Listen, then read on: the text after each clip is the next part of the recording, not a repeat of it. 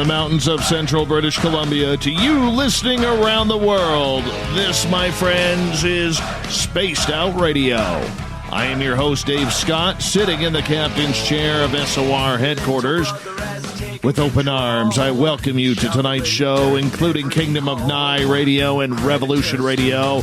If you want to take a listen to our archives, they are free at youtube.com/Spaced Out Radio. Do me the favor, hit that subscribe button. Our website is spacedoutradio.com, where we have a plethora of features for you. Rock out to Bumblefoot, do a little shopping at the SOR Vault, grab a book from We Read the Night. Join the Space Travelers Club for $5 a month, and Captain Shirk wants you reading the news, especially about Dave the Duck tonight. Tonight's show is brought to you by Chive Charities. Help make the world 10% happier by donating to Chive Charities today. You can find them on our website. For the final time of 2019, we crank up the woo as our Keith Andrews is back for the year-end edition of the ET Connection. Keith is a lifelong experiencer who now helps counsel people who've had their own interactions with off-worlders, both positive and negative. Keith's experiences throughout his life have helped forge his place in ufology, where he's able to help people understand the contact coming from our space brothers and sisters.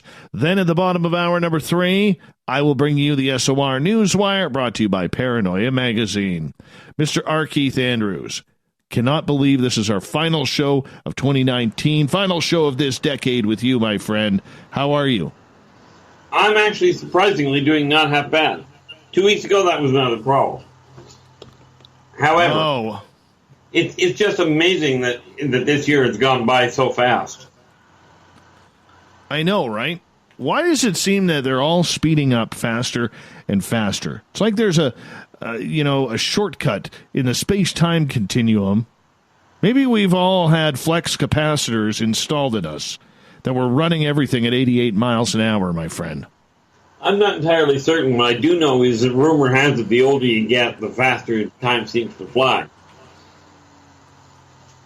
I have no idea. All I know is time never moved this quick until I became a father.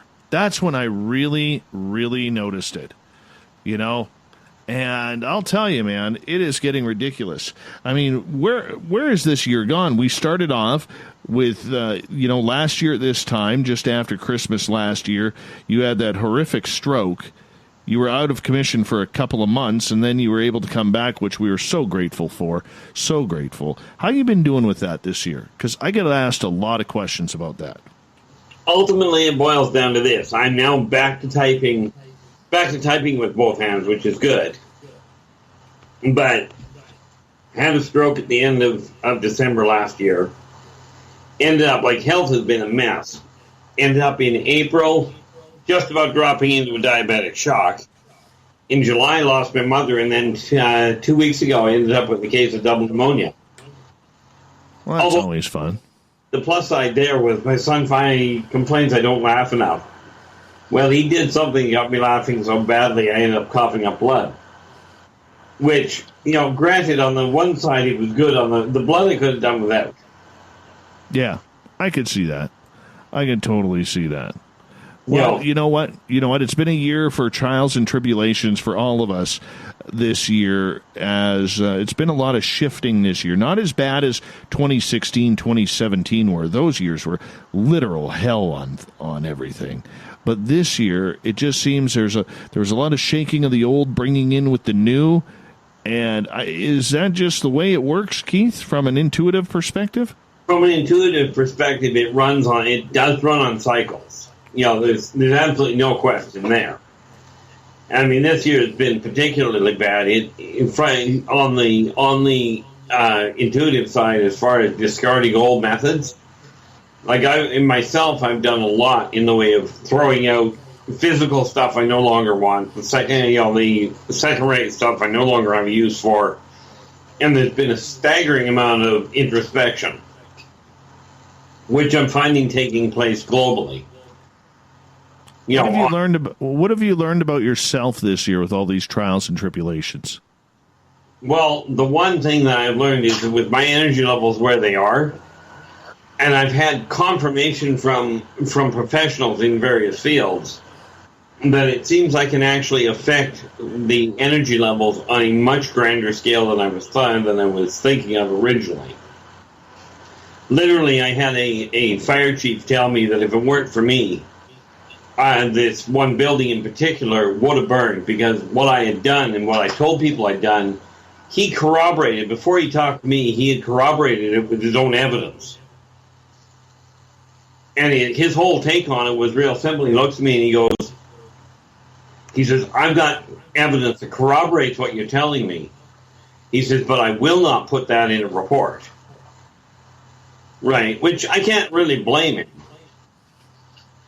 Basically, what it boiled down to is I saw the energy patterns and folded it backwards where I thought there was supposed to be a firewall. There wasn't a firewall, but the fire did what I wanted it to. But... Go ahead. How did you figure that out? How did you get that ability to do that? Well, I've always worked with energy. This is one of the reasons why I heal at the speed I do. You wouldn't know it by my health this year, but I've always been able to see energy patterns and get them to work for me. It's only recently been on a much more, much grander physical scale. Right. And really it's been by external corroboration. Right. Knowing you can do it and having external people look at it and go, yeah, it worked that way, is fascinating to say the least for me. But the one thing I do have to point out is that everything I can do, everybody else is able to do. Just most people don't realize it. Right. That's the big thing to keep in mind. Now, mind you, there are certain things I would not recommend. Like take your job, for instance. There ain't no way. I did your job for a little while. I had a radio show of my own where I went out and found guests in the whole 9 yards. Thank you, but no. I'm still trying to figure out how you track the number of streams you do. So am I, man. So am I. Some days it just doesn't work. The brain just doesn't work, but that's okay. That's okay. We get it done. Keith, it's been a long year for everybody in the field of ufology because of what's happening more on the disclosure side than anything. In the last few months, we've really been focusing on the idea of the experiencer with you and how this whole disclosure movement has kind of changed. As you look back on 2019 with what you've learned and what you've seen, this, outside of a couple cases, we really haven't heard a lot from experiencers this year. Do you think that's because of the disclosure movement and everybody's focus on that? Yeah, so many people have been waiting for governments to step forward and the major media moguls to step forward and start reporting this stuff. That they're not listening to, they're not hearing much from the individuals that are going through it. And unfortunately, there's been such a cross-current there. There's been a lot of faith lost in certain long-standing fields or long-standing groups that have all of a sudden come into media scrutiny or have just up and folded, leaving a lot of the experiencers stranded, not knowing who to talk to. Right. And of course, as this is the year end, I do want to put a special shout out myself to a real great man that we lost this year, Stan Friedman. I did manage to spend a week with him. Phenomenal man. Heck of a blow when he went. But yes, no, it was. A lot of people are just not talking about it because they don't know who to talk to. Which became, you and I have both told people, if you've got a problem, give us a buzz. Drop us a line, we'll see what we can do. But amazingly, people are still looking at it going, but I don't want to seem like I'm weird. I like the way it was put in, what the heck was it called? Beetlejuice. When the one girl looks at it and goes, what you guys call fear about the weird and the unusual. She goes, I don't, because I am the weird and unusual. I can relate to that all too well. Yes, I know that feeling all too well, my friend. All too well. Now, in regards to the idea of the experiencer kind of getting pushed aside through the whole disclosure movement, are they pushed aside because of the popularity, Keith, or in your experience, is contact down because we don't hear a lot about it on social media right now? I don't get the feeling the contact is down so much as society has another problem that they're dealing with much more readily. Okay, that bigger problem is, quite frankly, economics and the threat of global war, which is of a much more predominant point of the situation at this point than what it has been. I don't watch politics to start with because I find it, frankly, frustratingly annoying. But I think that's a lot more to do with it. But it's like I've told people, when you look, and this applies whether we're talking on this planet or on another one. If the laws that are in place do not apply to everybody, society will fracture. Okay, and what you're finding with the experiencers, because of the way that they've been treated in a lot of ways, even in the ufology community, people have gotten very edgy about reporting it, because I've seen way too many people in the field look at somebody trying to report something new and going, oh, it's just your imagination, or that's not really happening. And so, of course, and it's gotten worse, in my opinion, quite frankly, since the media got involved and started doing exactly what people were asking for. Right. People were asking for disclosure, and people have started, the media started to pick it up, and governments are finally starting to step forward, and now people are getting edgy about it. And that part I'm still finding fascinating. There's an old saying that goes, be careful what you wish for, you might get it. No, and I understand that. I understand that you got to be careful with what you wish for. But you know what? Go back even a couple of years, Keith. We would see and hear people, as woo as it is, about people being able to summon UFOs, about people being able to have contact anytime they wanted. And I keep looking at my field, or my feeds on social media, which are usually packed with UFO people, but it's not about the experience. It's all about disclosure. There's nothing left about the experience, or very little left, and that kind of surprises me how the taps have just seemed to turn off for so many people. Yeah, I'm not entirely certain why. I'm wondering if, and it's just a suspicion on my part, the disclosure people were looking for, they were looking at the individual accounts coming out as a way of disclosure. Now that the media is coming out, people are doing what they usually do and stepping back and going, well, they're doing it, I don't have to. Oddly enough, it's the individuals. It's the individuals that are going through it that have more of the information than the media ever did. As you yourself know, especially being in your field, which is kind of a twisted one to start with. No offense, but let's face it, you're in the media line, but you're at that transitory point between the two. Yeah. No, I understand that, but do you think, Keith, that the idea that disclosure, or the movement towards disclosure down here, has it got any of the aliens a little weirded out up there, or frightened about what the possibilities may be, or just maybe they're no longer interested because, they didn't want to be noticed? Oddly enough, lack of interest is certainly not the problem.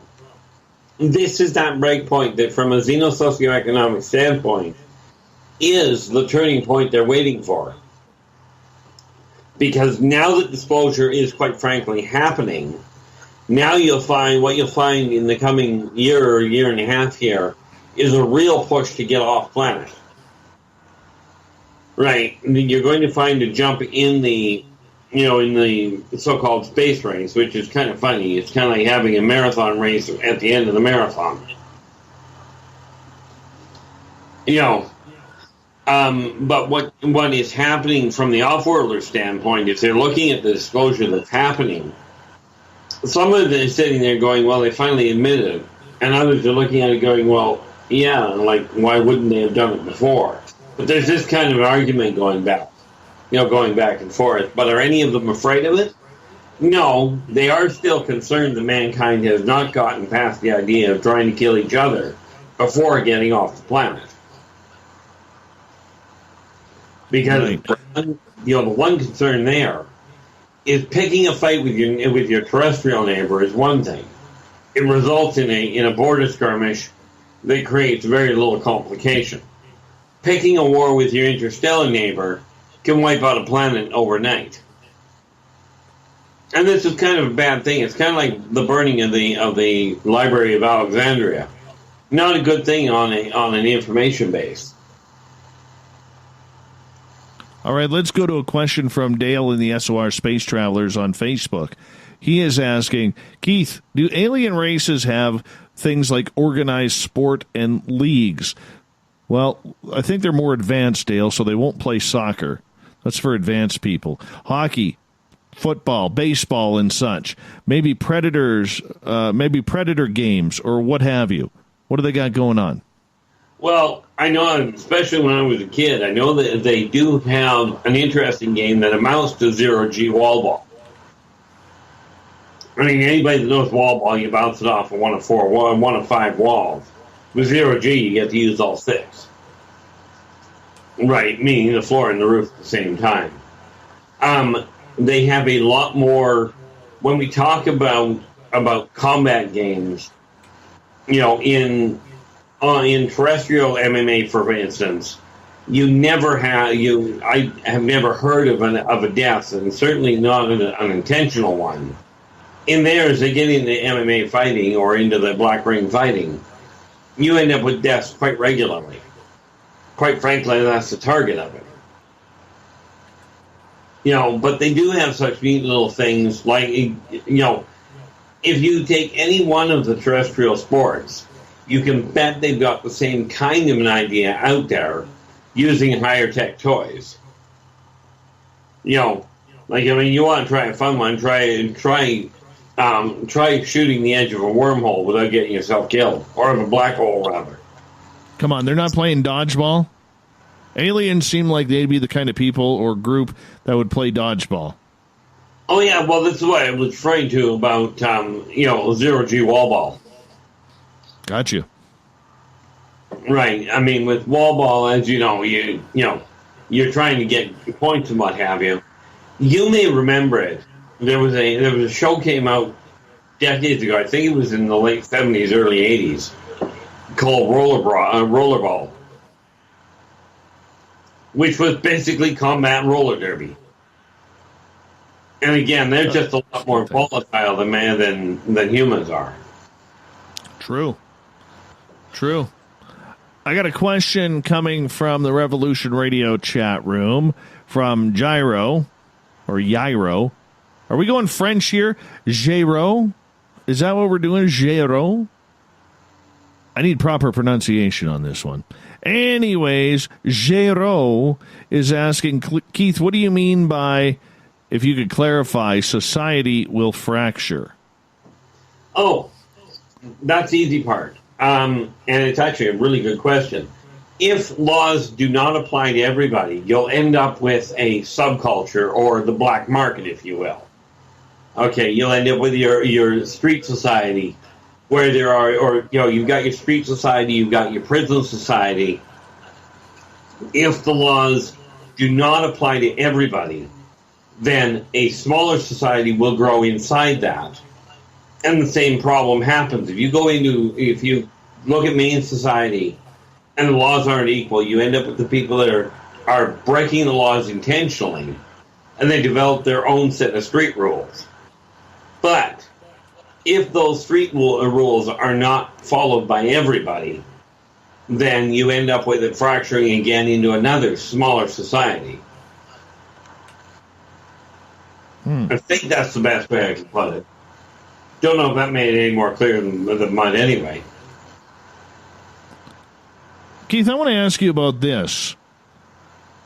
All right. What do the aliens say about us wanting to put people on the moon, people on Mars, to see what's going on there within the next 5 to 10 years?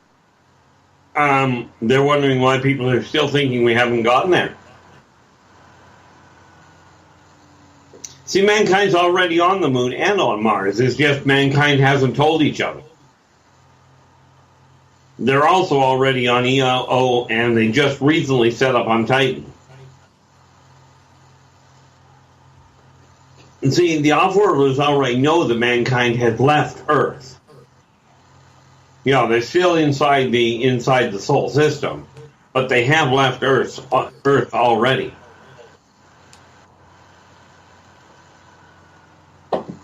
And see, you know, the biggest thing they find very fascinating is that with technology evolved as far as it is, how so many people that have access to Terran technology, how they still think like they're back in the Dark Ages. That's the part that confuses them the most. Why is that?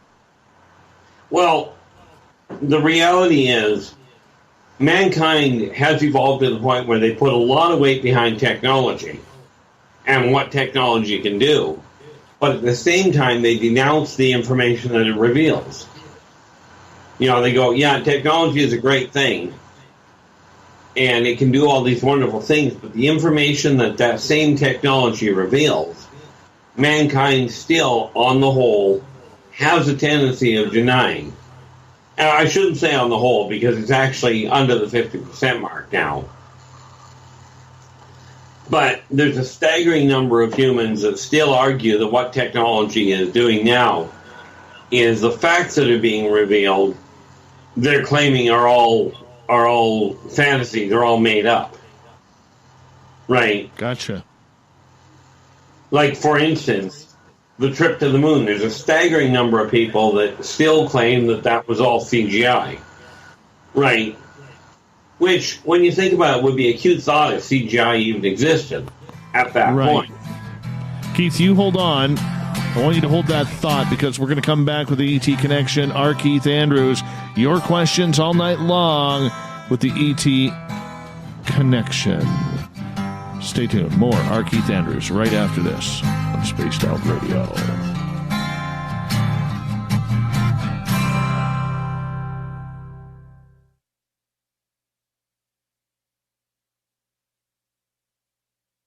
Hey, space travelers, this is John Resig, founder of the Chive and Chive Charities. If you know anything about our website, you know we like to do things a little differently. We're not some faceless organization collecting money for a nebulous cause. Our donor dollars go directly toward life-improving items. Then we give those items directly to an underdog who needs it most. To become a donor with Spaced Out Radio's official charity, Chive Charities, just go to chivecharities.org/donate. From the heartlands of Canada to beards around the world, we know how to take care of you. Fill your follicles with the Mighty Moose Beard Oil. All our oils and balms are handmade and 100% natural ingredients because we care about your beard. And hey, use the promo code SOR2019 and get your Mighty Moose Beard Oil today. You can check us out on our website, mightymoosebeard.com.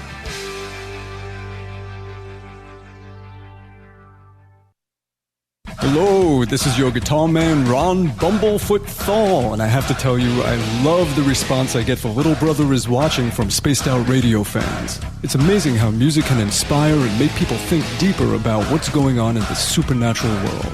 You can head over to my website, bumblefoot.com, to check out my music, my guitar workshops, my touring, even check out some of the hot sauces that I'm working on. And make sure you keep on listening, because with Spaced Out Radio, you know Little Brother is watching. Finish off your weekend and kick off your new week with me, Everett Thiemer, right here on Spaced Out Sundays. I'm going to bring you great guests, a little bit of snark, and plenty of information to think about. But don't worry, there's going to be plenty of woo as well. We are going to hit everything in the paranormal and supernatural, including the odd psychic Sundays. So tune us in on Sunday, 9:06 p.m. Pacific, 12:06 a.m. Eastern, right here at spacedoutradio.com. Heading to Vancouver and looking for a night on the town? The Moose Vancouver is the bar that never stops rocking until 2 a.m. every night. The Moose has great food with everything on the menu from $6.95 to $8.95. Fantastic, vibrant staff and rock and roll that will bring you back to when the music was real, the hair was long, and the guitars were rocking. Get your party on at the Moose Vancouver, the official party bar of Spaced Out Radio. Every night on Spaced Out Radio, we have places for you to hang out. Hi, this is Carl. Join our SOR Space Travelers group on Facebook for live chat. On Twitter, using hashtag Spaced Out Radio, you can also join us in our Spreaker chat room. Check us out on Instagram at Dave Scott SOR. All of our archives are free on YouTube at Spaced Out Radio. By the way, I'll be watching you at your window until you do. Bye! We're adding to the entertainment online for Spaced Out Radio. I'm Amber Beckard, and I want to invite you to subscribe to our YouTube channel and check out Cryptid Tales, where I will take you on a journey into some of the strangest legends and lore from around the world, relaying the stories to you of the strange creatures and experiences that people have had throughout time. You can find Cryptid Tales at youtube.com/Spaced Out Radio. And while you're there, don't forget to check out our free archives and leave a comment. See you there. Are you having encounters with the paranormal, supernatural, or ufological that you cannot explain? Look no further than the SOR Sightlines Report, brought to you by the Experiencers Support Association. This is Ryan Stacy, head of the Research Association, TESA. Soon on the Spaced Out Radio website, you'll be able to file your reports and have them researched for you. We are independent and ready to help Spaced Out Radio listeners today. Move over, brother, and let me own Saturday night. This is Rich Giordano, and I'm inviting you to tune on in to Spaced Out Saturdays starting at 9 p.m. Pacific, 12 a.m. Eastern, where I'm going to bust open the lids on everything paranormal. Why? Because we want answers, and I'm the guy who's going to deliver those answers to you. Join the chat rooms, and we'll see you this Saturday. Just be there. No, really. Hey everybody, the SOR Space Travelers is open. For just $5 a month, you can hang out with Dave and our crew privately in our members-only section. With your signing, you'll receive newsletters on what's going on with Spaced Out Radio. You'll have direct contact with the host during the show in our chat, live streaming videos, and a great forum for your posts and more. Become a space traveler now at spacedoutradio.com.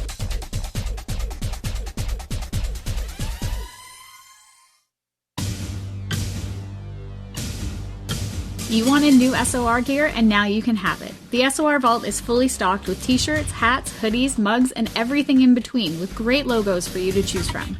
So head on over to spacedoutradio.com, click on the SOR Vault, and go shopping. Pricing is quite affordable, and you can look good representing your favorite show. So go to our website and pick up your new SOR wear at the SOR Vault today. Looking for something new to push your limits? Look Beyond the Spectrum, a new docuseries featuring some of the best researchers in the world when it comes to everything from UFOs, government cover-ups, and Bigfoot in the forest. Truth seekers like Steve Bassett, Dr. Jeff Meldrum, Richard Dolan, as well as others all chip in to bring their knowledge to you. Beyond the Spectrum can be found on Amazon as well as Tubi TV. Tell us what you think on our Amazon page. Are you intrigued by Paranormal Talk Radio? You'll love the new Paranormal Radio app from TalkStream Live. You'll find a great selection of talk shows covering UFOs, ghosts, strange phenomena, and much more. Download the Paranormal Radio app now and start listening to the very best in paranormal talk entertainment, including the network you're listening to right now, the Paranormal Radio app, free in Google Play and the iOS App Store.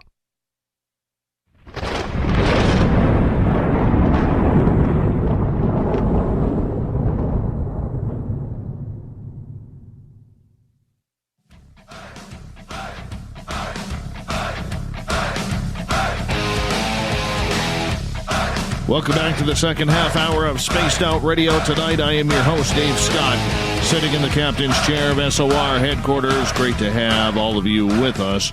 Reminder that if you are looking for our archives, we have them free for you at youtube.com/Spaced Out Radio. Do me the favor, hit that subscribe button. Our website is spacedoutradio.com, where we have a plethora of features for you.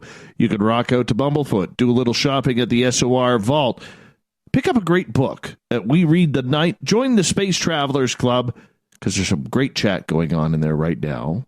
Great chat. It's just $5 a month. And Captain Shirk's SOR Newswire is updated daily. The ET Connection happens the first Friday of every month, and we round out 2019 with the final appearance of the year from R. Keith Andrews. Good friend of ours who comes on in where we turn up the woo, we turn up all the interesting topics of the night. Keith, welcome back to the show. Well, thank you very much for having me. No problem. I was asking you right before the break in regards to, what's the idea or what's the feeling from ET species about us having potentially bases on the moon, bases on Mars. You stated that we're already there. That may have confused a little bit of the people out there. I want you to expand on that for a little bit. Okay, well, unfortunately, I've been asked a number of times where I get my proof, and my usual comment is real simple. Wait 30 years, you'll get it. But the reality behind it is that mankind is already on the moon, along with multiple other species.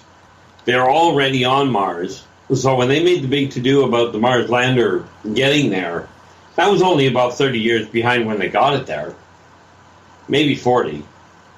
Right, because they ended up with that. They sent it there back in I think they sent it out in the late 70s, early 80s. It just took them a little while to get the thing there. But it got there a long time ago. The reality is, people talk about the secret spaceman, the secret space project there that's going on.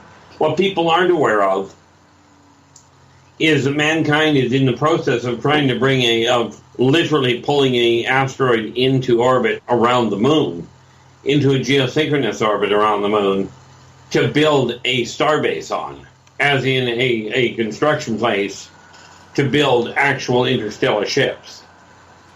The reason being, it will be cheaper to build them up there than it will be to launch them from ground. Because, the fuel expense to get them off the ground to start with would be exorbitant. Recently, a professor in the United States stated that he believes a lot of these Mars photographs that he has studied, it shows some sort of bug species up there. What's up there on Mars? What's up there? They are. I mean, there are bugs that they've seen, and that do exist up there. Not as big as what some people have thought about, but the primary race is bipedal. Much as they are not little, they are green.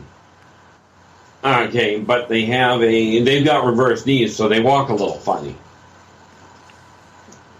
But they absolutely have insects up there that require less air than what they do on Earth. I mean, which is a good thing considering there's less air. We've only seen real deserted areas on Mars. What are they doing for food then? Is it just straight carnivorous creatures up there? Oh no! Most of their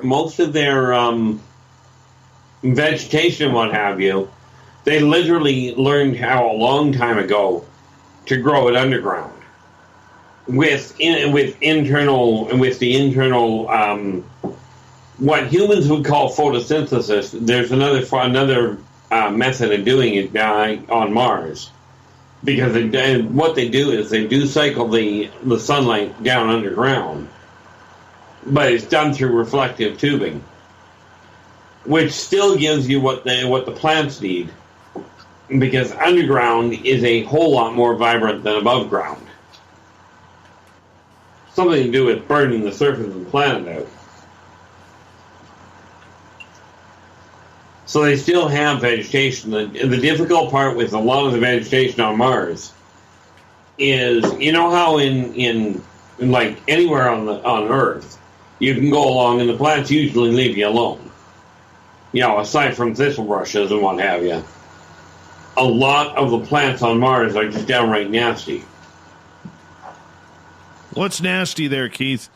Come on, I believe you said you've been there. You got taken there once. What's on the red planet that we need to know that's nasty and juicy? Well, they do have the neat little problem with what you would equate to a Venus flytrap, but one that's big enough to grab a human. Actually, in all fairness, it's great and big enough to grab a Martokian at the same time. You know, when you're dealing with a mouth on it that is capable of enveloping a 7-foot individual, you're talking about a fair-sized plant. Okay. You know, if we look at, and this is one of those funny things where mankind actually got it right in the movies. Years ago, I believe it was the War of the Worlds that they did it with, when they were talking about the red plants that were all over the place. Well, not only are they all over the place, but they give off, under the right circumstances, they give off a toxic atmosphere, if you will. It's more acidic than anything else. But it's their way of killing things so that they can feed. Kind of rapid decomposition, if you will. Okay. The other thing is you will find a lot of the plants are a lot more mobile. You know, so they don't, much as on Earth, water is in extreme abundance. On Mars, it's more of a stationary thing, and the plants will move about much like the animals do. Many of the plants will, not all of them by any means. Okay. The really fun part is one of the easiest ways that they've got for communication down there is they use echo chambers. Or echo chambers and baffle systems where if you're trying to do a major broadcast, you don't use the internet. You use the wind that's going through the underground tunnels.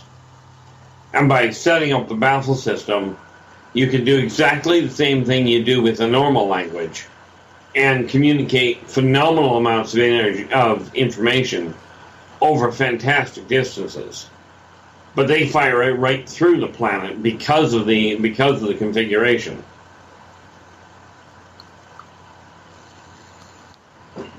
I got to ask you this, Keith. Have you ever eaten any of those plants on Mars? On the plants, yeah. What do they taste like? Now, how do I put this? No, everything up there does not taste like chicken. You know, I mean, personally, I like if you try, if you will, what amounts to a Martian mushroom as compared to a Terran one, they've got a lot more flavor to them. You know, they're a little harder to catch, but they are definitely more edible.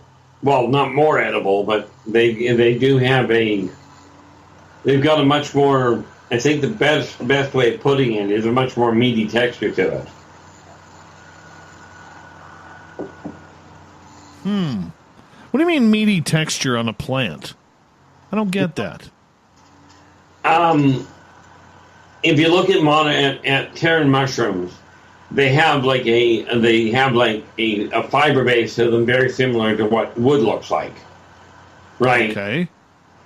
If you take a look at the mushrooms on Mars, or what would amount to the same type of a plant, right? It's when you take a look at it, instead of it like growing in that kind of a fibrous configuration, it grows more like a mussel does. Okay, where you've got the fat lines, or in this case the water lines, twisted throughout it. Okay, so you get a much higher degree of intertwined fiber than you do like you do with standard mushrooms. They're just straight fiber line. It's kind of like looking at the difference between Chinese noodles and spaghetti. So what, they have their own brands of ramen up there? In a way. The saying here that, spaghetti doesn't grow on trees? Well, I've never heard that, but we could run with it. You've definitely heard the idea that money doesn't grow on trees. Oh, I've heard that one, yes. No, there was when I was growing up, it used to be, you used to get the parents go, when the kid would go, where do you get spaghetti from? And it's like, well, it grows on trees. The funny thing with it is that mankind spends a lot more time processing food and taking the good stuff out of the food and replacing it with chemicals. On Mars, they are much more into eating it the way it is. Of course, the standing issue there is sometimes you have to catch your vegetables. I still hold to the idea that you have to do that on occasion here, but that's a whole different issue.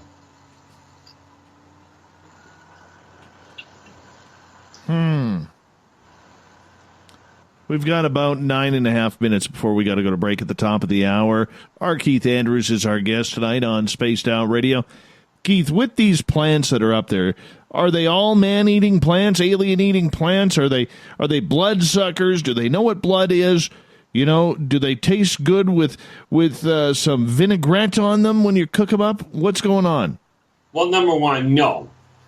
The no being, no, they are not all man-eating or people-eating. There are a number that all they are is just plants. Right. They are just oxygen-generating foodstuff. Right. They grow a little differently. Like, they have a lot more, there's a lot more of the plants that grow that literally have a shallow root system and pull the water out of the atmosphere. Much like Terran air plants do. Right, but the vast majority of plants are just that. They're just plants. They're just what you would consider normal. It's just they have to be underground. What the scientists are talking about seeing some of these insect type animals on the surface is because try keeping the insects off the surface. They're more resilient. Okay. Okay. But no, you're looking at different types of plants, but it's still the same sort of an ecological balance, because you've got to have, in order for a civilization to evolve, you've got to have a massive amount of vegetation available. So you've got a huge vegetarian food stock, if you will. Otherwise, carnivores cannot survive. Really? That is just an ecological standard. All right, let's get to a question here from Greco on Twitter. Hashtag Spaced Out Radio. As we turn up the woo here. Meaty plants on Mars. Beautiful. Thanks for the Bobby Heenan, Derek. I appreciate that. Yeah. Just fist pump every time I see that one. Anyways, Greco is asking, Keith, what do you know about the asteroid belt creation, in particular the planet that was there before? Follow-up, who are they? Are they still alive? Are they still our ancestors? Well, they weren't our ancestors to start with. So the answer to that part would be no. Second of all, there are some remnants of them. The planet itself, yes, got torn apart. Right, and the people on it, there were a few that survived, because of the fact they had already managed to get interplanetary travel down. Right. Well, more to the point, they had managed to get orbital, but when the planet went, they kind of got forced into the interplanetary thing. So you'll find that they ended up on some planets and some moons. So you do have a few remnants, but the society itself went the way of the dodo bird. But they weren't where mankind evolved. Like, that's why I say they weren't the original ancestors, if you will. So they're still not. Gotcha. Okay, let's ask another question from Greco here on Twitter. Are there any of the alien races envious of humanity? Emotionally, creativeness, sexuality, whatever it may be. There are envious. I'm not entirely certain I'd use that word, but there are some, and there are a number of them that are fascinated by it. One of the ones that is really fascinated by it is the vegans, and what they're fascinated by is how a race so fragile can actually survive with a pain center intact. Because, understand, vegans don't have a pain center, period. Okay, but there are a lot of them that are, I don't want to say envious, but very edgy about the fact that mankind has this phenomenal capacity to take a very rational path, totally disregard it, go the complete wrong direction, and still come out on top. That makes them. It makes a lot of them very, especially the military-based ones, makes them very edgy because it's very hard to track a chaotic, what they consider a chaotic race. All right, I'll give them the hat trick here. Can any of the insects on Mars be smoked or eaten for a high? Well, I know some races do get a real rush out of killing some of the insect races. Oh, man. They have no hippie lettuce up there? No alien lettuce? Oh, every race has something that can be used as a narcotic. Okay. In some cases, like there's actually a fish, and the people haven't found it yet. There's one here, but some of the animals that they've got, some of the plants that they've got, yes, give off a toxin that is very akin to a high, but as they've discovered, like with many of the drugs on Earth, too much of a good thing is terminal. It's not that it becomes addictive, it's that it kills you. Like what they did find out was there is one type of mushroom that you can actually smoke or that you can actually eat. The problem is, if it isn't prepared right, instead of it being digested, it will take hold in your system and grow. Net result, in case you haven't figured it out, is that turns out to be a very fatal little high. It's a rush until it kills you. But the reality is, getting unaddicted from it is pretty much impossible. Primarily because it ends up killing you before you can get cured. Well, I can say this. I mean, that's probably one big zigzag rolling paper that's got to be used there, man. Yeah, no doubt. All right. I want to know here from Sparky, because she has a couple of questions. Sparkles is asking, Keith, can humans breathe on the surface of Mars without any assistance? Technically, the answer would be yes. It'll just be very short. Because humans do not have the lung filtration system to pull enough oxygen out of the atmosphere to actually survive. The atmosphere itself won't kill them, but the fact that there isn't enough oxygen to keep breathing will. If you there's one lady on Earth that I heard of years ago. She'd have been able to breathe up there because, well, quite frankly, because in her case, she could actually free dive for 20 minutes. Right, meaning her lung capacity obviously was much higher. So yeah, she'd have been okay, but most people, it's not that the atmosphere is toxic. It's just that they end up, that it doesn't have enough oxygen of the right mix for humans to breathe. Now, in the chambers, on the other hand, that's another issue altogether. Because in the chambers, they actually produce the oxygen and the right mix so that mankind can actually breathe. All right, we got time for one more question here, and we'll stick with Sparkles. Her follow-up is, how on earth, Keith, are they keeping the Mars rover clean? Well, my suspicion, and the easiest way to look at it, and I don't know the technology they actually use, but my suspicion is that they built a sonic essentially harmonizer there. In other words, it's got to have an automated system that literally sets up a vibratory rate to knock the dust clear. That's actually not that hard to build. That can be built here. But it's only suspicion on my part.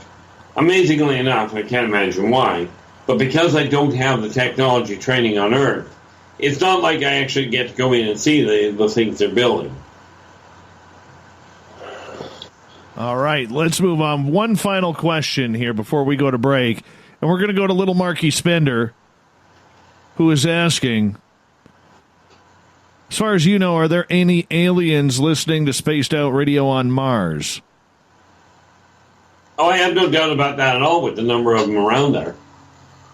Do I have absolute proof of it? No. Can we get them to pay for advertising? That would be nice. The unfortunate part is that they don't use money. At least not as humans cause it. Yeah, but I could sell space rides, man. I could totally sell space rides for profit.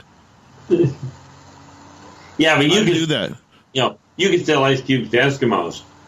True. All right, my friend. All right, I'm going to get you to hold on. Our Keith Andrews, the ET Connection, happens the first Friday of every month. This is Keith's final appearance of 2019, so it's a free-for-all with your questions while we got Keith with us for, let's say another 90 minutes of pure excitement, enjoyment, and heavy on the woo. We'll be back with hour number 2 of Spaced Out Radio right after this.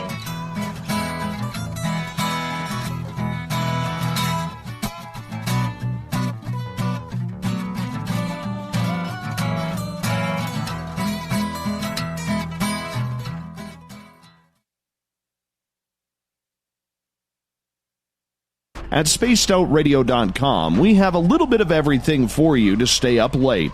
So while you're there, check out our SOR Newswire, where our team brings you stories of the weird and strange to the WTF from around the globe. News on Bigfoot, UFOs, paranormal, Darwinian-type crime tales.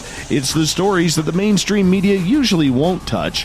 Well, we got them all on the SOR Newswire, only at spacedoutradio.com. We all know on Spaced Out Radio we love a good beard and mustache, so why not take care of your facial hair with Mighty Moose Beard Oil? Made in Canada, we're taking care of beards and stashes around the world. We use 100% natural ingredients with our oils and balms to make your whiskers feel silky smooth. Use promo code SOR2019 at MightyMooseBeard.com today.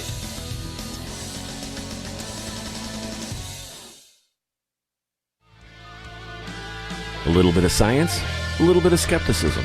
Add a dash of snark and you have the makings of Spaced Out Sundays with me, Everett Thiemer. Together we will look into the reality of the paranormal with an open eye and rational thought. Oh, did I mention there'll be plenty of woo as well? Your time spent with Spaced Out Sundays will make the night even better. The chat rooms are open, 9:06 p.m. Pacific, 12:06 a.m. Eastern, right here at spacedoutradio.com. Are you having encounters with the paranormal, supernatural, or ufological that you cannot explain? Look no further than the SOR Sightlines Report, brought to you by the Experiencers Support Association. This is Ryan Stacy, head of the Research Association, TESSA. Soon on the Spaced Out Radio website, you'll be able to file your reports and have them researched for you. We are independent and ready to help Spaced Out Radio listeners today.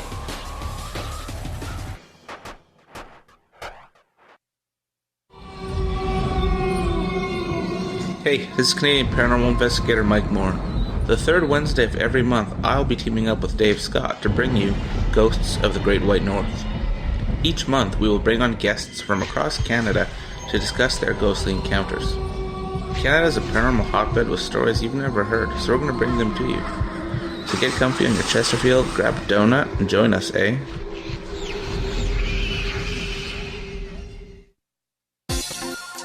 For the price of 1 cup of coffee a month, you can become an SOR Space Traveler. The Space Travelers Club is a place where you can interact with other listeners, either live during the show or on our great forum. We want your stories, pictures, comments, and ideas. You'll get live video streams, exclusive content, and be a part of our newsletter. Stay in touch with everything SOR. The Space Travelers Club is just $5 a month at spacedoutradio.com. Get your horns up with me on Spaced Out Radio. This is Ron Bumblefoot THAL. Come tune in to SOR where you can hear me rock out with Little Brother is Watching, the official theme song of Spaced Out Radio. And then come on over to bumblefoot.com where you can find out about my tour schedule, my music, and everything else. Bumblefoot.com keeps you up to date on what I'm doing and the best way to stay in touch with my music and music camps. Sign up for my newsletter at bumblefoot.com and remember, Little Brother is watching. Come hang out with Spaced Out Radio where we own the night. This is Carl. You can follow Dave on Twitter at Spaced Out Radio, and during the show, use the hashtag Spaced Out Radio to chat with us live. On Instagram, at Dave Scott SOR. On Facebook, give our page a like, Spaced Out Radio Show. SOR archives are free on YouTube at Spaced Out Radio. Come join us, or I will come join you. See you at your window. Move over, brother, and let me own Saturday night. This is Rich Giordano, and I'm inviting you to tune on in to Spaced Out Saturdays starting at 9 p.m. Pacific, 12 a.m. Eastern, where I'm going to bust open the lids on everything paranormal. Why? Because we want answers, and I'm the guy who's going to deliver those answers to you. Join the chat rooms, and we'll see you this Saturday. Just be there. No, really. The SOR Vault is open for business, and do we have some cool swag for you to pick up? All you have to do is head over to our website and click on the SOR Vault. You have a variety of cool logos to choose from, and put them on anything you want. T-shirts, hoodies, hats, coffee mugs, you name it, we can get it to you. So do your shopping by supporting the store you love. Get your Spaced Out Radio swag at the SOR Vault today.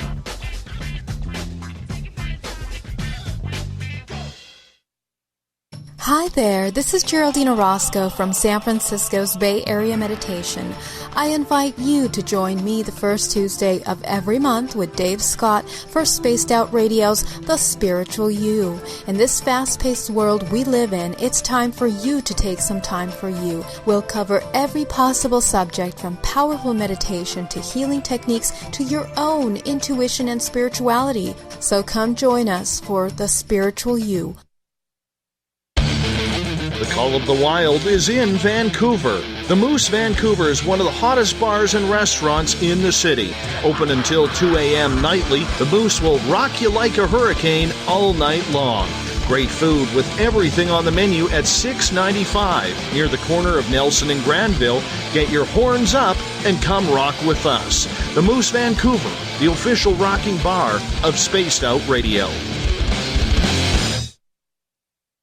Visit purpleplates.com today. For over 40 years, the Purple Energy Plates have been delivering amazing results for their many customers. Inspired by the great genius Nikola Tesla, the harmony, healing, and energetic effects of the plates have proven over and over to be beneficial and often miraculous to thousands of customers. Check their site for daily specials and choose from their many energy products. You won't be sorry. Visit them today at purpleplates.com. Hey, Spaced Out Radio fans! It's John Resig, founder of the Chive and Chive Charities. Our goal is to make the life of veterans, first responders, and those with rare medical conditions 10% happier. We do this by donating one grant item, ranging from dance to therapy programs to prosthetic limbs, to those who need it most. To contribute to Spaced Out Radio's official charity, head over to chivecharities.org and become a donor today. Hi, this is Amber Beckrud, and I want to invite you to subscribe to our YouTube channel where we store all of the SOR show archives for free. And as an added bonus, every 2 weeks I'm posting brand new content on Cryptid Tales, where I will get into some of the spookier legends and folklore from around the world and tell the stories that go with them. Find us at youtube.com/Spaced Out Radio and check out Cryptid Tales today. Drop a comment and let me know what you want to hear. See you there. You're listening to Spaced Out Radio with Dave Scott.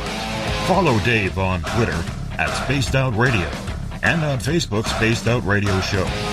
Hour 2 of Spaced Out Radio is underway tonight. I am your host, Dave Scott. Thank you so much for joining us. We want to give a shout-out to our terrestrial affiliates. KZFX 93.7 FM in Ridgecrest, California. KDUN AM 1030 in Reedsport, Oregon. KDNF AM 1560 in Dangerfield, Texas. WQEE 99.1 FM in Noonan, Georgia. And UPRN 107.7 FM in New Orleans. On the digital side, hi to everyone listening in on Kingdom of an Eye Radio and Revolution Radio. Remember, you can check out all of our archives for free at youtube.com/Spaced Out Radio. Do old Davey the favor, hit that subscribe button. The Desert Clam has set the password for tonight in the SOR Space Travelers Club. Jargonaut. Or is it European? Yargonaut. One of the two, but the Clam sets a password each and every night right here on Spaced Out Radio. Our website is spacedoutradio.com, where we have a plethora of features for you. Rock out to Bumblefoot, do a little shopping at the SOR Vault. You can pick up a great book at We Read the Night. Join the Space Travelers for $5 a month. And, of course, we also have Captain Shirk's SOR Newswire, which is updated daily. Our Keith Andrews comes in the first Friday of every month. We have a little fun here with the ET Connection, where Keith will break down all of your questions regarding alien contact, ET species, and whatever else they taste like. Keith, welcome back to the show. Well, thanks for having me. Not a problem. Not a problem, my friend. Got a question coming from one of our station owners, Chuck, who is asking, or maybe he's volunteering, I don't know. He says, if there's an Outback restaurant up on Mars, he wants to go. Can you confirm this for us, Keith? Well, ultimately the answer is yes. What? I mean, basically what you're looking at, you know, it's funny because Martokian society, aside from it being built underground, as compared to on the surface like Earth, is in a lot of ways the same way.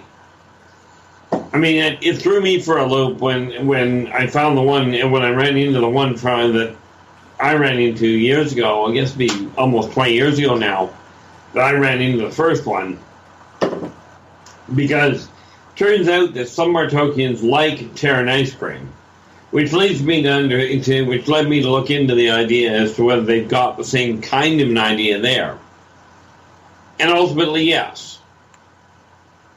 Definitely a little different, because I hear the biggest difference between their food and what we've got here is ice cream people tend to use fruit.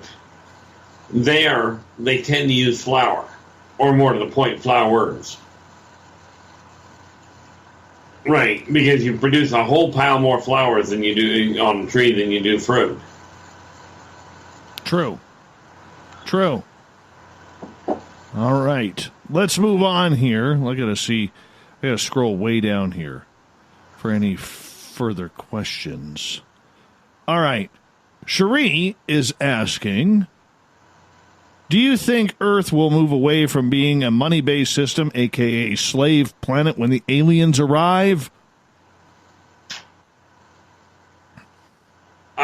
Well, clearly the answer to that is no, since they're already here. But I think what she's getting at is whether the materialistic aspect of humans is going to go away. They will find a different way of having a monetary system, but it will be digital. And the primary reason for that is because getting gold bullion off the planet is a very big problem. So they will simply swap over eventually to a completely digital monetary system. I mean, they're already working on it, but they are not. It's not going to happen just because the off-worlders arrived. All right. So with that, when the aliens finally make their presence known here, are they going to do it subtly? Are they going to do it with grace, so that way there's no panic on this planet? How are they going to do it? What's their ultimate way of wanting to say, hey, boys and girls, and everything in between that's non-binary, we're here? Yeah, ultimately, the one thing I know that we can unequivocally write off is they won't be, they won't do it in a military maneuver. Their best move will certainly be to bring people in a few at a time, right? With very specific guidelines to make sure they're protected, because they can't afford to bring them in. Humans are going to panic. Basically, you're dealing with a very immature race. So the moment you get something that looks a little different, it causes a problem. But the off-worlders will undoubtedly start with very human-appearing races to start, before they bring in the oddities. And races like, well, Martokians can blend in, they just have to be a little green around the gills. Right, but your Mobians, your Nordics, these are a couple of the more obvious ones that look like humans and can blend in. It's kind of like the radio command crew. They look extremely human, and they can walk amongst you without a problem. Okay. So they'll have to ease into it. They can't bring them in. The moment they bring them in on a major ship, there's going to be all kinds of panic, and somebody's going to shoot at them first and then ask if they're friendly, which I've always found a fascinating approach to peace talks. Yes, I can see that. I can see that. Okay, so the aliens that are visiting here, let me ask you this about them. Where's the closest place they're coming from? Mars. From Mars? Yep. What about Venus? Anything near Venus? Well, yes, but Mars is closer. That was the point there. Yes, there are people on Venus. The Venusians are there. Saturnian, there is a race on Saturn. Okay. There is a race. They don't tend to come here much, but there is another race on Uranus. So, I mean, this solar system is not as devoid of life as humans think. It's just devoid of human life, aside from the primary on Earth, and of course over on Mobius. And the answer to that question, because somebody's going to sit there wondering, Mobius is in the exact same orbit as Earth, at the same speed, the whole 9 yards. It just happens to be exactly the other side of the sun. So nobody's going to see it from Earth, ever. That's not fair. That's not fair. All right. Moving on here, let's go to the Space Travelers Club on our website. Thank you guys for participating. April is asking, in the Bible, Revelation says a city will come and gather the people. Keith, do you agree with this? Well, there are ships that look like stadiums. So the answer is yes, but what the Bible is referring to is not as clear-cut as what people have been led to believe. It will not be a question of a ship comes down and collects up a specific number of people, nor will it collect up like a certain group and go, this is the people that we're going to save. It doesn't work that way. There are cities and there are ships that look very much like cities that undoubtedly will end up picking up some people, and quite frankly already do. Okay, but it's not going to be a city coming in as a mass exodus type thing. Okay. At least that's on the books right now. All right, let's move on to another question here. This one from Hadarok. He's asking, Keith, do you know what sexual relations are like with humanoid aliens? I'm telling you, Keith, I want to find this one out myself. I want to. I don't know if it's a good idea, but I got to find it out. Do they do it the same way we do?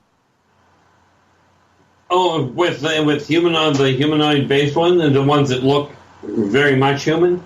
Pretty much, because they're built the same way. I know that's a pretty short answer, but it doesn't leave a lot of room for extrapolation. You know? Wonderful.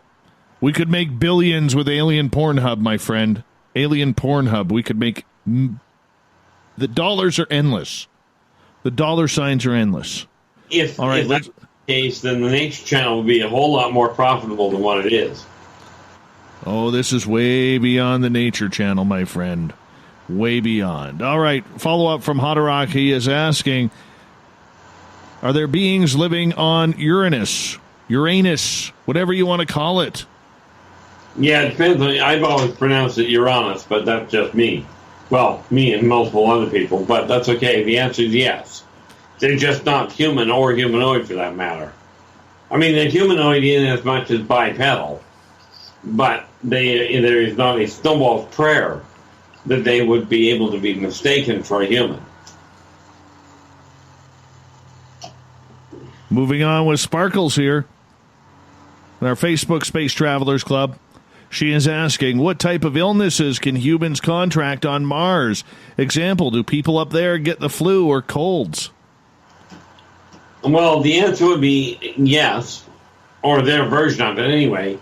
The usual way of looking at it, and this is why they take extreme precautions, is because most of the Martian illnesses, humans do not have the antibodies to deal with. So most of the illnesses that a human does contract are also known as being fatal.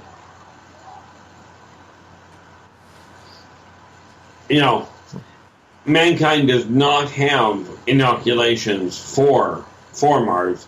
Fortunately, Martokians do. But they do take extreme precautions to make sure that people are, you know, the ones that get there are taken care of properly. Because, I mean, it's really bad for the tourist trade. You know, if your tourists end up dead, it really cuts down on the number of people willing to come.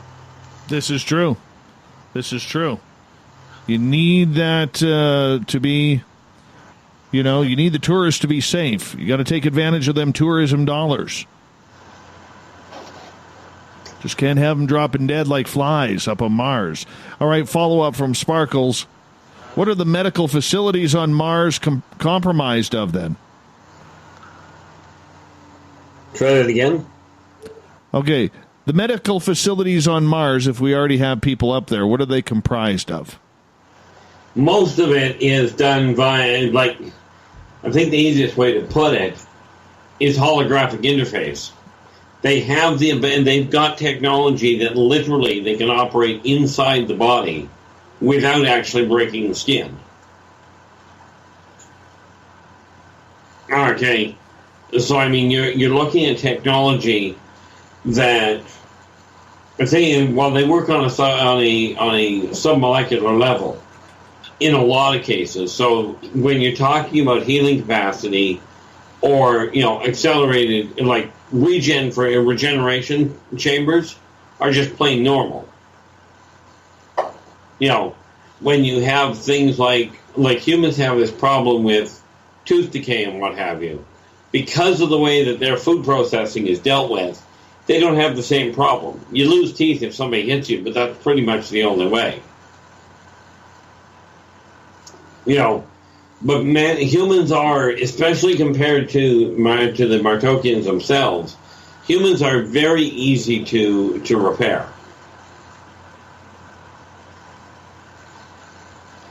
Mankind has developed something called something that I think is along the lines of a liquid skin. You spray it on to close cuts off and what have you. They do the same thing when it comes to broken limbs, or if somebody in an accident gets one cut off, you can actually reattach it quite quickly without bothering with the idea of having to go under hours of surgery. Reattachment of a missing limb is more like a day patient. Go in, reattach the thing, and let them go again. Cuts down on labor loss. True. Hadarok is asking, do aliens on Mars and Venus keep domestic pets? Absolutely. It's funny because the Venusians are much more artistically inclined, and the Martokians are much more militarily inclined.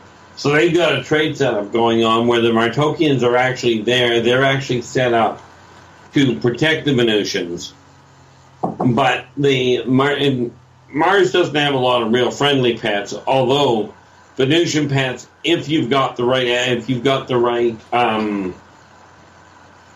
chamber for them, a lot of Martians will have Venusian pets because they're a lot more docile than Martokian animals. Picture the difference between having a gecko for a pet as compared to a wolverine. Gotcha. All right, let's move on. We got a bunch more questions here, Keith, as we got about 5 minutes to go before we go to break at the bottom of the hour. Our Keith Andrews is our guest. Cherie is asking, are Earthlings the only beings who think we're alone in the universe? And when in history do you believe the cover-up started, and why? Oh. Well, the answer to the first part is no. There are a few other races that, and of course they are not interstellar capable at this point. There are a few other races that are still firmly convinced that they're the only people out there. Right, and they have very similar conflicts of interest between their own races. As far as the alien cover-up goes, that started way back, quite frankly, when man was still living in caves. Okay, and the why is because humans, especially at that time, and really it hasn't changed much, were very afraid of the unknown. They couldn't understand it, and therefore, since it wasn't a common sight, primarily because there wasn't that many humans that were interacting with each other. Okay, unlike today where there's millions of people, well, quite frankly, billions, but millions? No, I think it's millions. Anyway, because communication was not as widespread, people that actually claimed to see an off-worlder were immediately thought to be insane and put to death. Okay, so you really, if you think it's bad now, you think, you mention it and people look at you a little funny. Back then, they just outright kill you.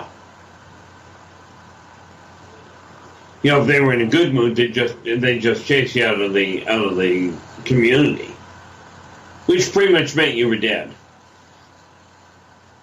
Right. All right, let's move on here as we got time winding down before we go to break. PBR is asking, how many reptilians are living underground on Earth?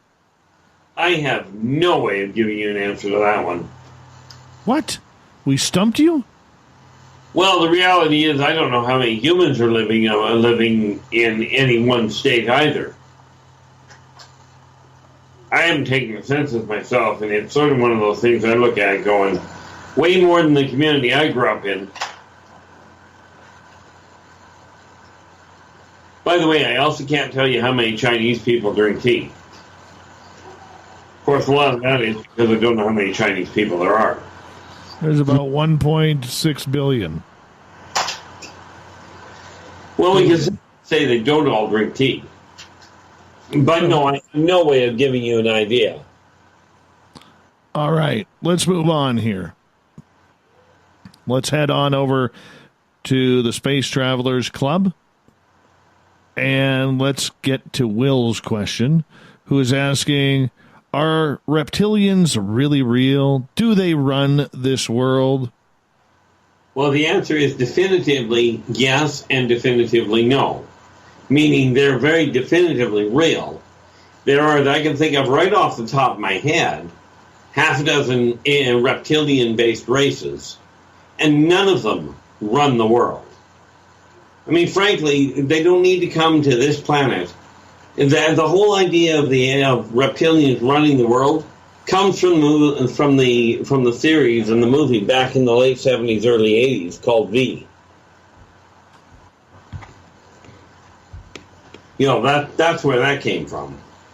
But no, reptilians have not infiltrated and taken over the governments of the world to run it. Well, that's nice. That's good to know. All right, let's move on here. So we've got about 90 seconds. We'll try and figure out if we could sneak another question in here. Hadarok is asking, does Mars or do Martians have the equivalent of Hollywood, making movies or theater? Ultimately, yes. See, the funny thing is, Mars is very similar to Earth, aside from the atmosphere content and the fact they're underground instead of on the surface. Right. Right, but they have a very similar societal outlook. You know, they're actually quite comfortable in human society. They just kind of stand out because the coloring is all screwed up, at least from humans. Of course, they figure that humans are all screwed up on their metabolic approach. Can you blame them? No, not at all. There you go. There you go. We're going to entertain more questions coming up from our audience. You got to be in one of our chat rooms or on Twitter at #SpacedOutRadio. Put your questions in capital letters if you want me to get to them, because it's easier for me to find, and that way I can get them to Keith, and ultimately that's what we want to do. Our Keith Andrews comes on in the first Friday of every month with the ET Connection. His next date with us will be Friday, January 3rd. More of the ET Connection and our Keith Andrews right after this on Spaced Out Radio.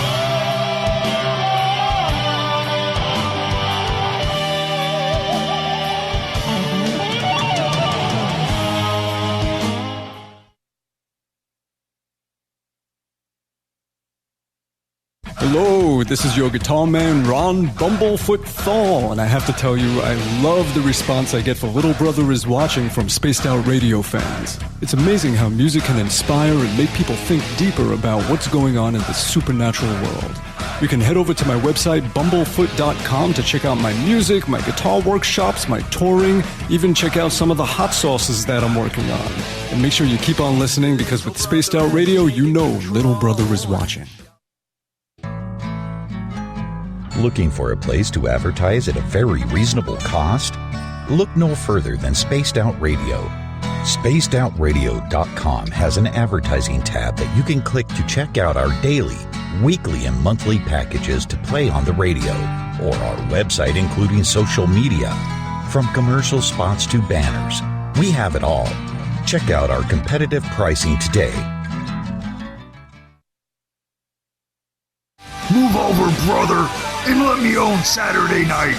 This is Rich Giordano, and I'm inviting you to tune on in to Spaced Out Saturdays starting at 9 p.m. Pacific, 12 a.m. Eastern, where I'm going to bust open the lids on everything paranormal. Why? Because we want answers, and I'm the guy who's going to deliver those answers to you. Join the chat rooms, and we'll see you this Saturday. Just be there. No, really. Hey, space travelers, this is John Resig, founder of the Chive and Chive Charities. If you know anything about our website, you know we like to do things a little differently. We're not some faceless organization collecting money for a nebulous cause. Our donor dollars go directly toward life-improving items. Then we give those items directly to an underdog who needs it most. To become a donor with Spaced Out Radio's official charity, Chive Charities, just go to chivecharities.org/donate. Visit purpleplates.com today. For over 40 years, the Purple Energy Plates have been delivering amazing results for their many customers. Inspired by the great genius Nikola Tesla, the harmony, healing, and energetic effects of the plates have proven over and over to be beneficial and often miraculous to thousands of customers. Check their site for daily specials and choose from their many energy products. You won't be sorry. Visit them today at purpleplates.com.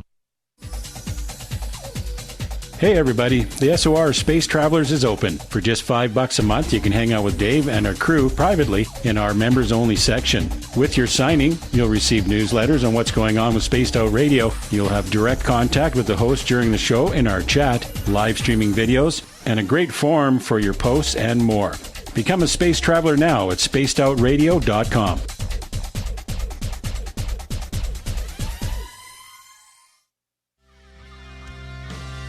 Finish off your weekend and kick off your new week with me, Everett Thiemer, right here on Spaced Out Sundays.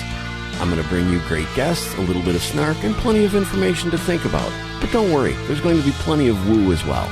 We are going to hit everything in the paranormal and supernatural, including the odd psychic Sundays.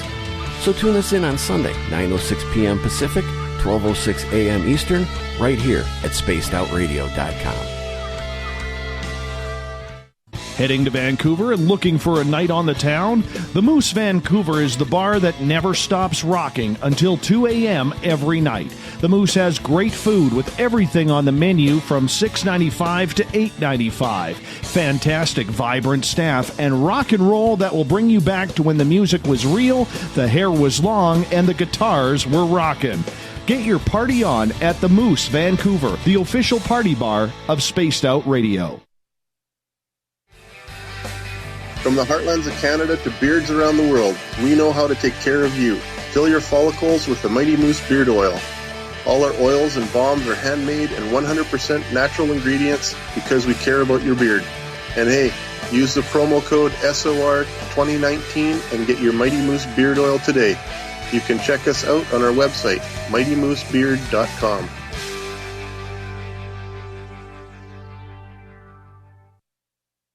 Every night on Spaced Out Radio, we have places for you to hang out. Hi, this is Carl. Join our SOR Space Travelers group on Facebook for live chat. On Twitter, using hashtag Spaced Out Radio. You can also join us in our Spreaker chat room.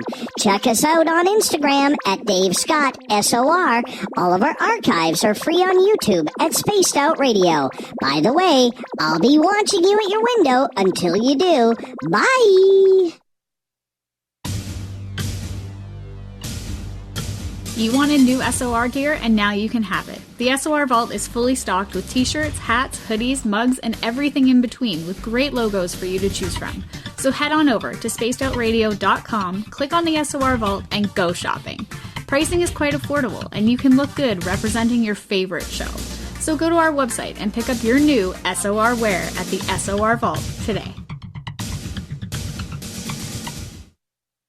Looking for something new to push your limits? Look Beyond the Spectrum, a new docuseries featuring some of the best researchers in the world when it comes to everything from UFOs, government cover-ups, and Bigfoot in the forest. Truth seekers like Steve Bassett, Dr. Jeff Meldrum, Richard Dolan, as well as others all chip in to bring their knowledge to you. Beyond the Spectrum can be found on Amazon as well as Tubi TV. Tell us what you think on our Amazon page. We're adding to the entertainment online for Spaced Out Radio. I'm Amber Beckrud, and I want to invite you to subscribe to our YouTube channel and check out Cryptid Tales, where I will take you on a journey into some of the strangest legends and lore from around the world, relaying the stories to you of the strange creatures and experiences that people have had throughout time. You can find Cryptid Tales at youtube.com/Spaced Out Radio. And while you're there, don't forget to check out our free archives and leave a comment. See you there.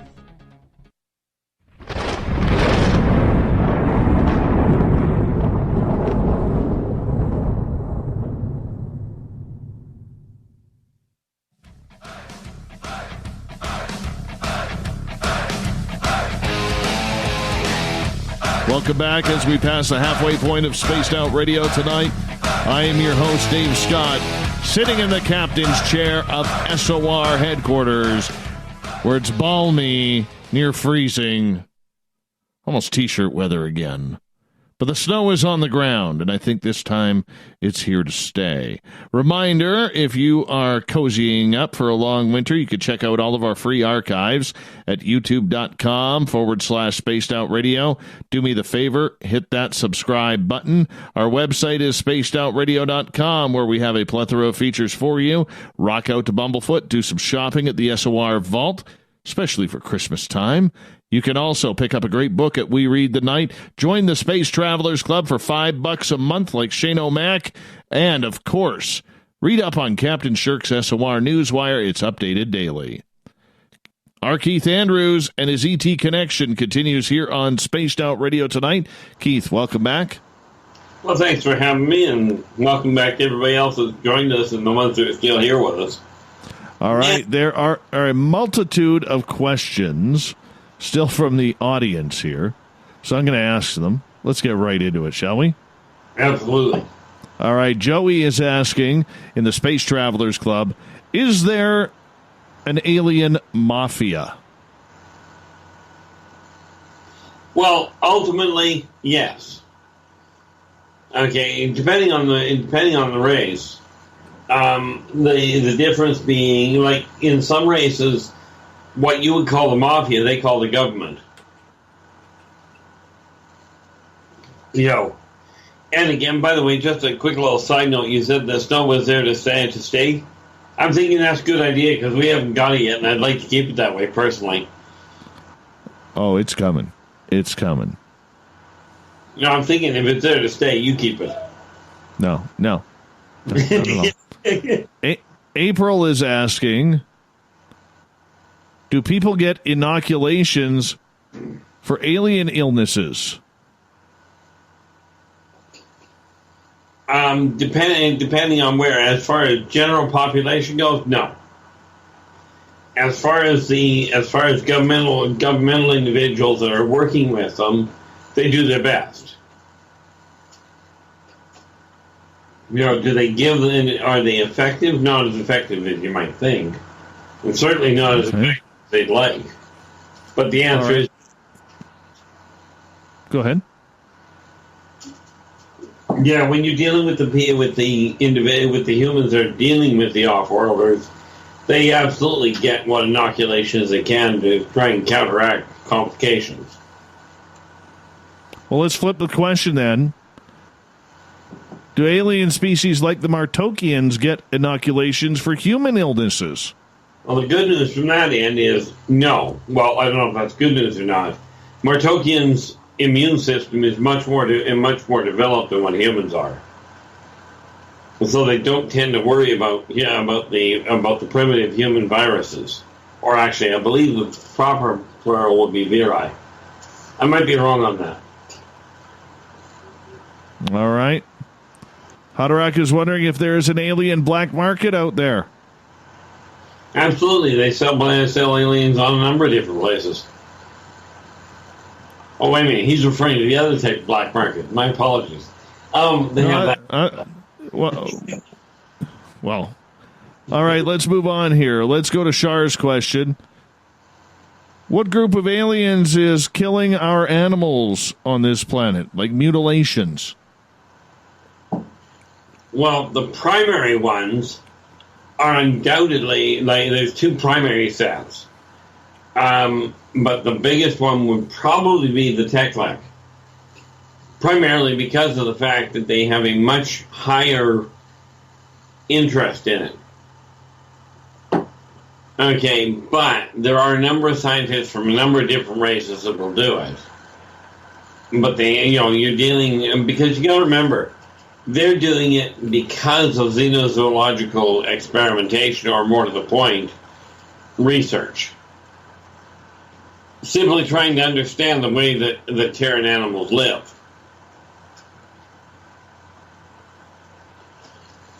But it's not a specific race.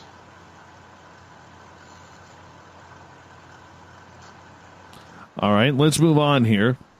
Nathan on Twitter at hashtag Spaced Out Radio wants to know if the people of Mars, the aliens up there, like movies, human movies like Star Wars. Some of them do. You'll find their teenagers are pretty much the same as mankind's. But they're much more interested. It's a higher draw for them to watch the old movies like the old westerns, right? Because that is something they don't have. They've got the interstellar thing. They've got that kind of thing. So watching a movie like that for them is just kind of like watching day-to-day life. Minus the issue with the swords and with the lightsabers and what have you. But they're much more interested in the old Western style or the old, the old movies based in, back in, if you will, the 50s and 60s. Not because of the cinematography, so much as because of the limitations that humans have to deal with. Awesome. Okay, let's move on here on Twitter, where we got Greco's question. What name do any or all aliens commonly use for Earth? More often than not, they call them Solarians. Right, they refer to Earth on the whole, and they don't call it Earth. For the most part, they refer, especially in scientific communities, they call it Sol 4.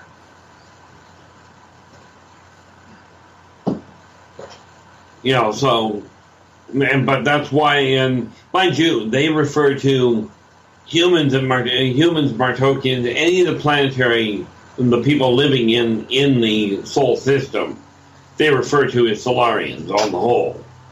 Aside from the people in their own, that are on other planets.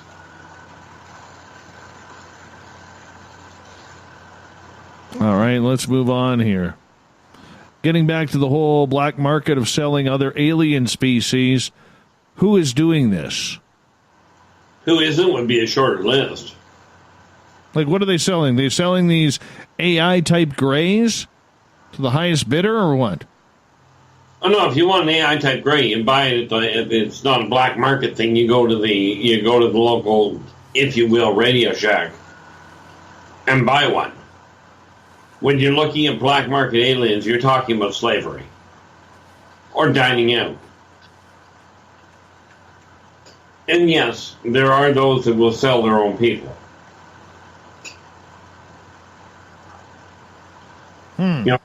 So from that standpoint, it's quite the profitable enterprise. Haderach wants to know if there are any current or former Hollywood actors, movies or television screen, doesn't matter, that were actually aliens. He's thinking, maybe from a man's side, somebody popular or popular in general. The Golden Girls, B. Arthur, you never know.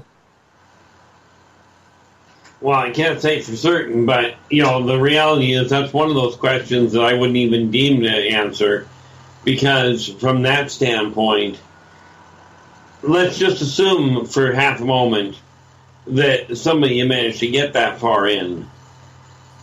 What possible benefit would it be to that individual if they tried to conceal themselves and are just simply living on Earth as an Earthling?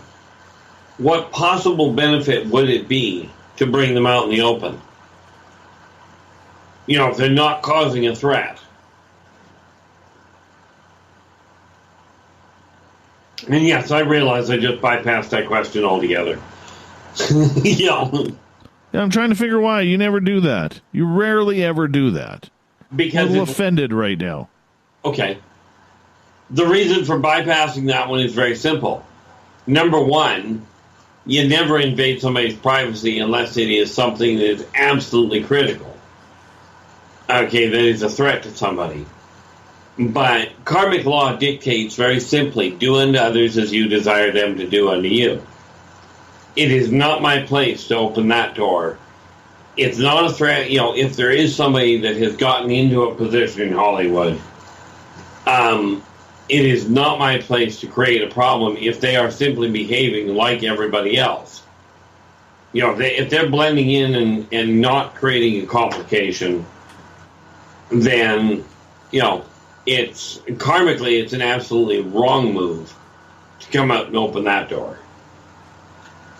That'd be the why. Gotcha. All right, let's see if we got any more questions here. PBR is asking, are aliens breeding humans for food? Well, we can safely go, yep.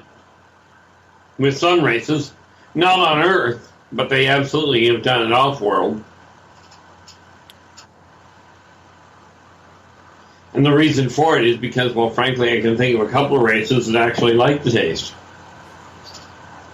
I know people don't like hearing about that, but on the other hand, the aliens don't care. Yeah. It's kind of like mankind, right. Chickens and, you know, chickens, pigs, goats, and what have you. The races that are inclined to eat humans, well, quite frankly, aren't worried about whether the humans are happy about it. They just raise them, and the people being raised for food know they're being raised for food. Doesn't mean they look forward to it, but they do know it. Last time you were on the show, you mentioned ant people. So April is asking, what kind of craft do ant people fly? Would you believe me if I said egg? No. With the ant, they actually have. I'm trying to figure. I guess there's a variation on the egg ship that you've seen that the ant people actually work with. You know, if you get inside it, that's why, like you'll see with some. I'm just trying to remember I don't remember what the show was I saw it on, but they actually stack people in whatchamacallit. They stack people in essentially cocoons.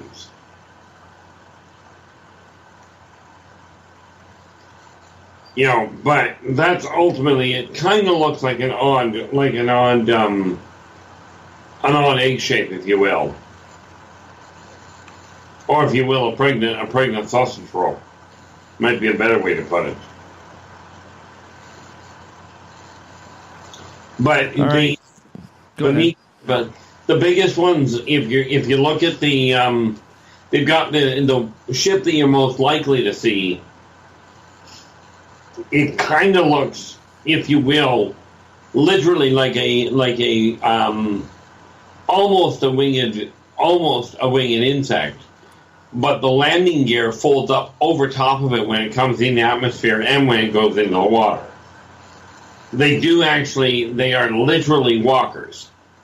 In other words, the ships themselves don't so much fly in atmosphere as they come into land, and then they will get up and walk across the planet. Or walk into the water.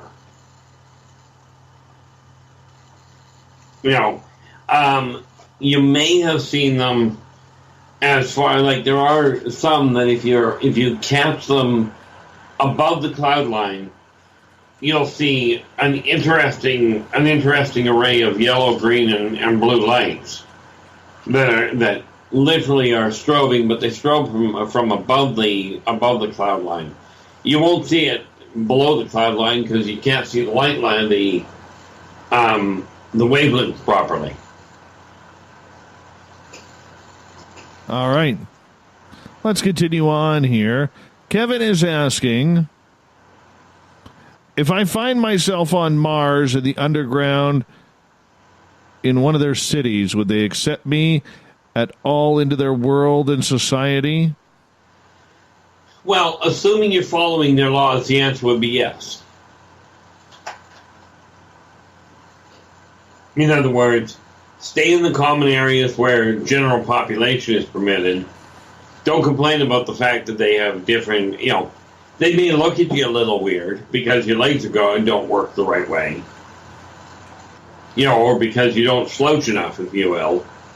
But other than that, only as a whole, yeah, you can walk around. They wouldn't lock you up for being a weirdo or for being a monster, right?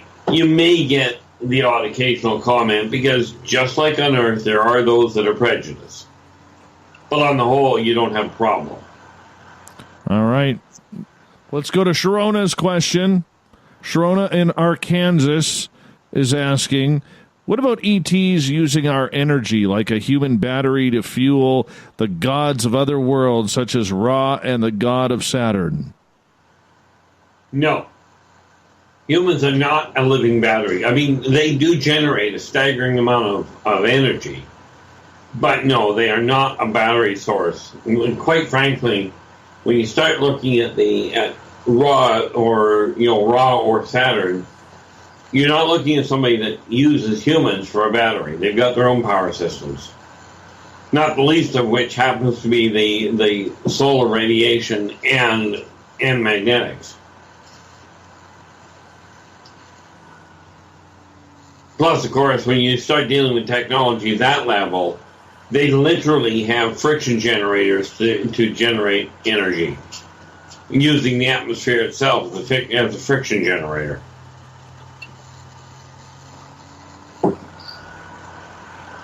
But yeah, I know that I saw a movie once that showed humans laid out. Actually, what the heck, I think that was actually showed in The Matrix, where they were using humans as an energy source. No. Unless, right. Well, low-grade energy where you talk about dinner. All right, let's get to Joe's question. You never know if it's Joe or his beautiful Maine that's asking the question. I think this is the Maine. Aliens always seem to be wearing uniforms or nothing.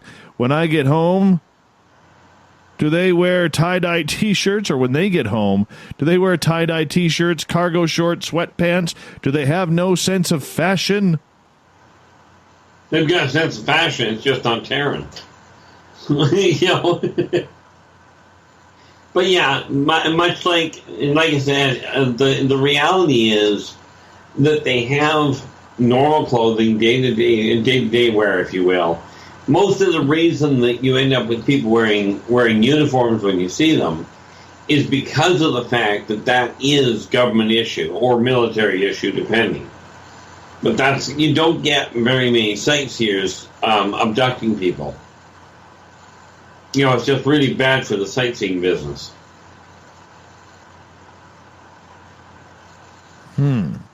Although there has been the occasional one that has caught a human and taken them home, saying they wanted a souvenir. Doesn't usually go over well with the parents. It's not. All right. April is asking from the Space Travelers Club on our website, who is the species flying these black ships that are seen all around Earth? Most of them are flown by humans. Although there is a neat little winged ship that I've seen that is definitively Mobian. Okay, but most of the reason most of the races won't use a black ship is because it stands out against a blue background really well. And the idea is not to stand out and show people you're there because you're not supposed to be disrupting them.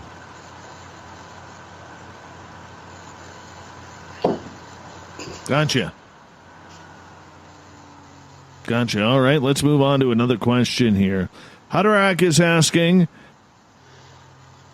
if humans are hanging out on Mars, do they incorporate, they being the aliens, incorporate humans into the movies they make on Mars or on Venus?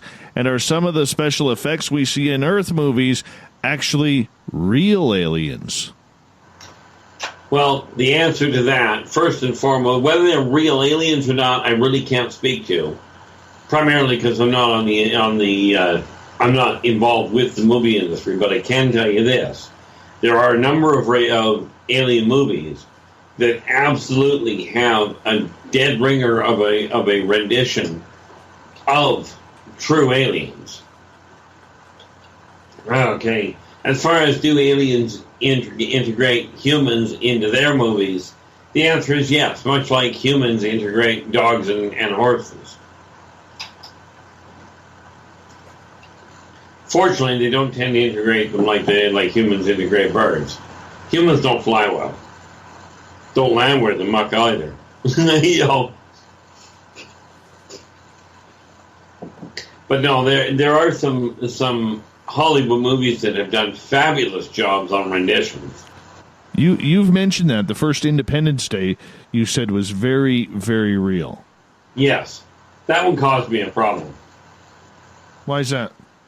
Well, because on the scene where it broke orbit, where Will Smith, and I forget who the other guy was. Harry Connick Jr.?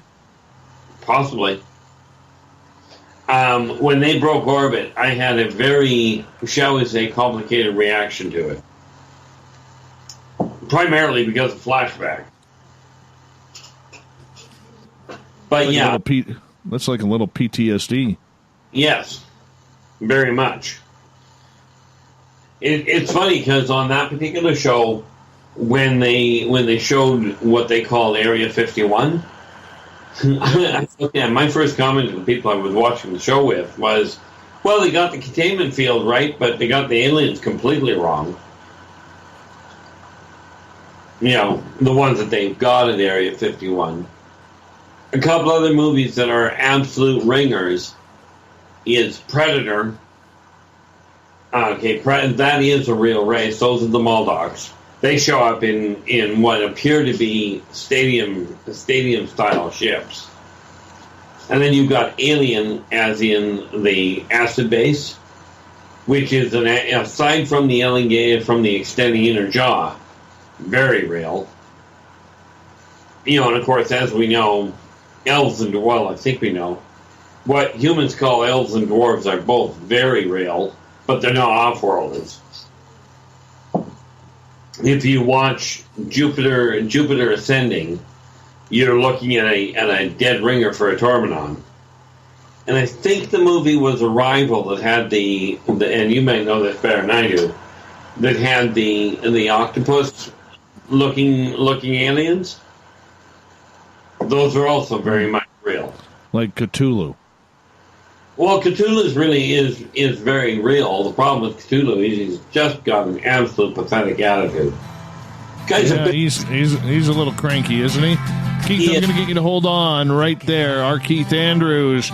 The ET Connection happens the first Friday of every month. Keith will be back for the next 30 minutes on Spaced Out Radio right after this.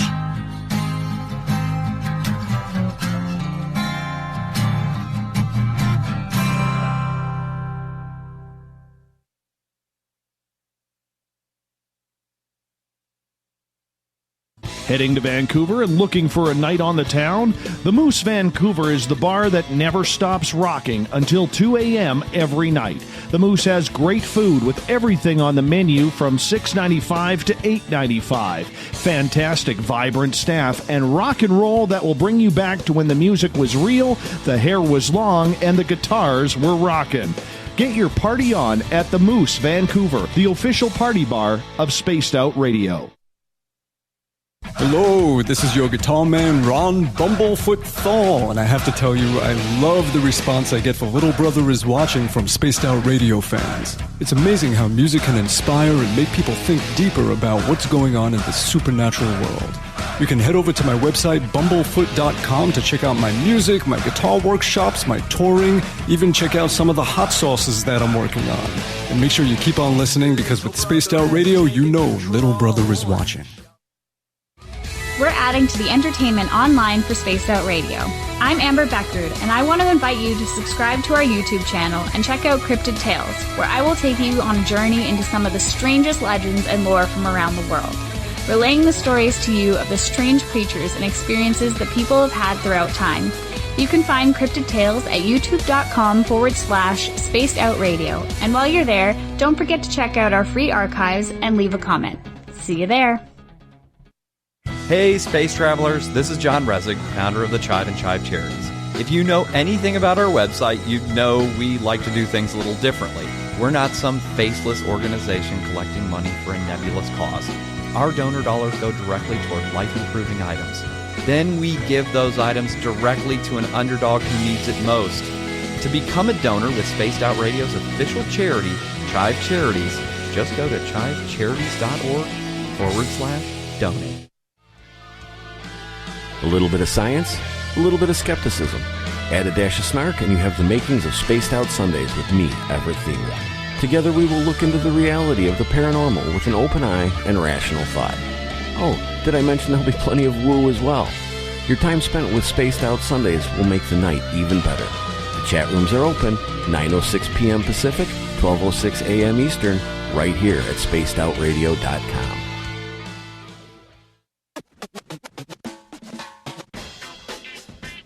The SOR Vault is open for business, and do we have some cool swag for you to pick up? All you have to do is head over to our website and click on the SOR Vault. You have a variety of cool logos to choose from, and put them on anything you want. T-shirts, hoodies, hats, coffee mugs, you name it, we can get it to you.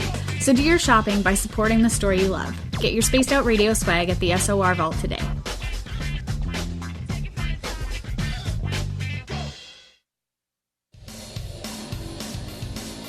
We all know on Spaced Out Radio we love a good beard and mustache, so why not take care of your facial hair with Mighty Moose Beard Oil? Made in Canada, we're taking care of beards and stashes around the world. We use 100% natural ingredients with our oils and balms to make your whiskers feel silky smooth. Use promo code SOR2019 at MightyMooseBeard.com today.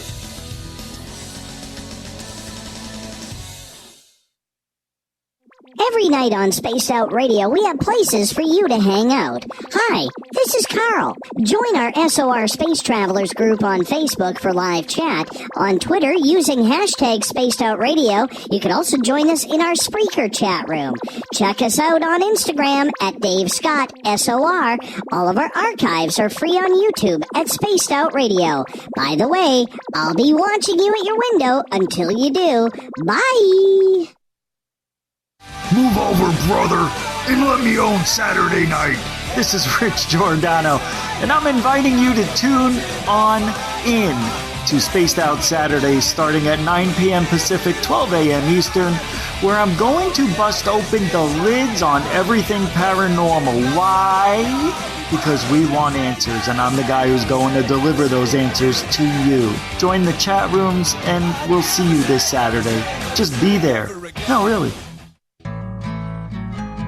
Looking for a place to advertise at a very reasonable cost? Look no further than Spaced Out Radio. SpacedOutRadio.com has an advertising tab that you can click to check out our daily, weekly, and monthly packages to play on the radio, or our website including social media. From commercial spots to banners, we have it all. Check out our competitive pricing today.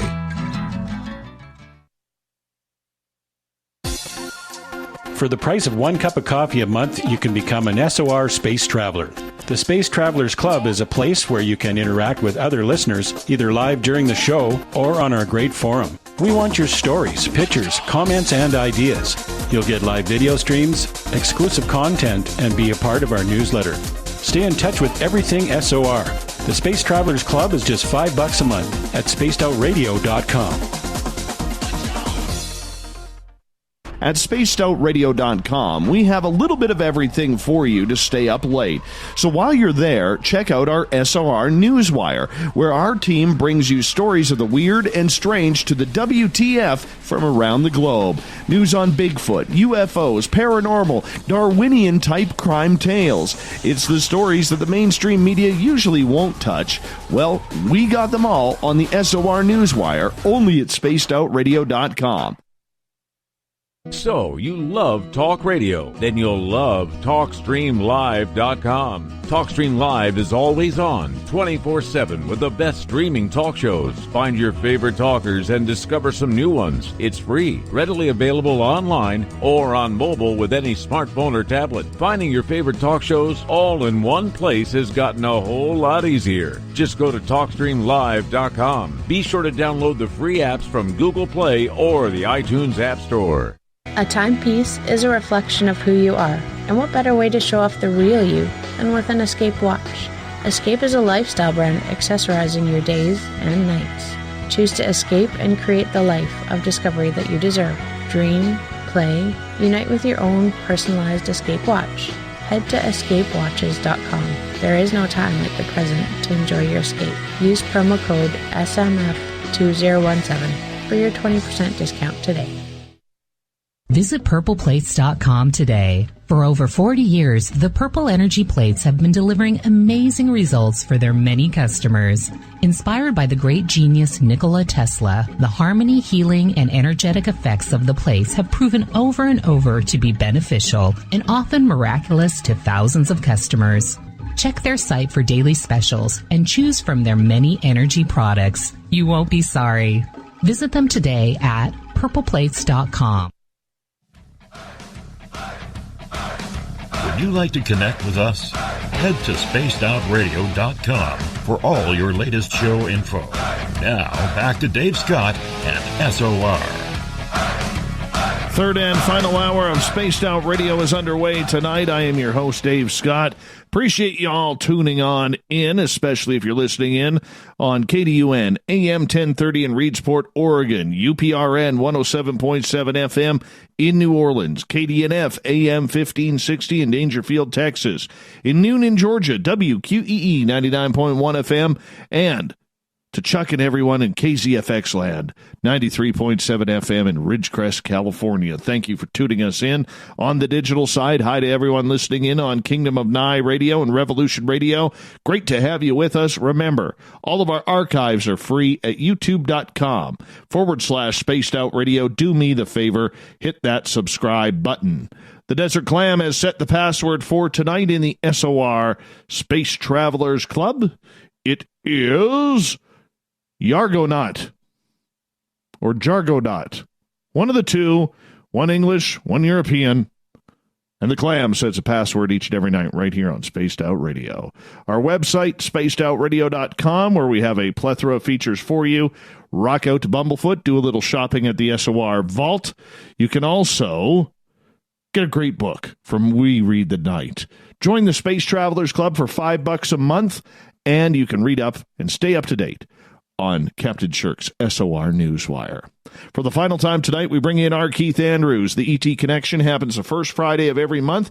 Keith's next appearance will be in 2020, January 3rd, the first Friday of the year. Keith, thank you so much for being a part of this show in 2019. It has been a rush. It's been a little choppy this year, but, we covered that early in the show. But thanks so much for having me. It has been a heck of a ride. All right. Hadarok is asking, do aliens care as much for their hair as people on Earth do? I got nice hair flowing right now, and you got nice chops, Keith. You really do. Well, I appreciate that. That depends entirely on the race. The Nordics, yeah, quite frankly, they do. And there are certain races that, quite frankly, figure that hair is. I mean, if you want somebody that really pays attention to their hair in a sense, and they're not an off-world race, they're an ancient race. But the ancient dwarvish race absolutely puts extreme pride in their beards. Perfect. All right, let's get to some questions from the audience here. Shar is asking, why are the short grays hanging with other species? Hybridization. The short grays are pure scientists. And they literally are studying every race for exactly the same purpose. You got to understand the race in order to actually do the hybridization program properly. Excellent. All right, let's move on to another question here. And let's get to Greco on Twitter. Do aliens control the portals around Earth, or is it still a uniquely misunderstood planet phenomena caused by the magnetic fields here? Can they help us with these? Well, technically the answer is, could they help you with them? The answer is yes. Will they? That is one of those funny little things that boils down to mankind needs to understand them in order to use them safely in the first place. But do they control them? No. And in all fairness, it's not quite as unique a planetary event as you might think. the same event happens on other planets. Oddly enough, the same event happens between other planets. It's literally a molecular modification based in the subquantum levels. So frankly, the Terran-based wormholes aren't controlled. They're simply accessed. Some people can access them and will, some people not so much. Gotcha. All right, let's stick with Twitter here for a minute because there's another question from Greco. Why do aliens keep kidnapping people from national parks and mountains and returning them dead sometimes? Well, the dead part is, quite frankly, accidental, but unfortunately that does happen. Usually it boils down to the human had a bad reaction to something. As far as why take them from national parks, there's less chance of witnesses. Yanking them out of Grand Central, out of Grand Central Station in New York City would be a bad idea. Although I know some races would find that kind of comical.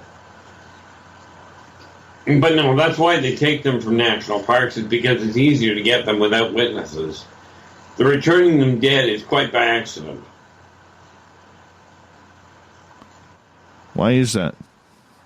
Well, they don't intend them to die, but they have figured the ones that would return them dead are the ones that also understand the issue of human mourning. Meaning, they know that a dead body is more effective than somebody just going, is easier to deal with than somebody just up and going missing.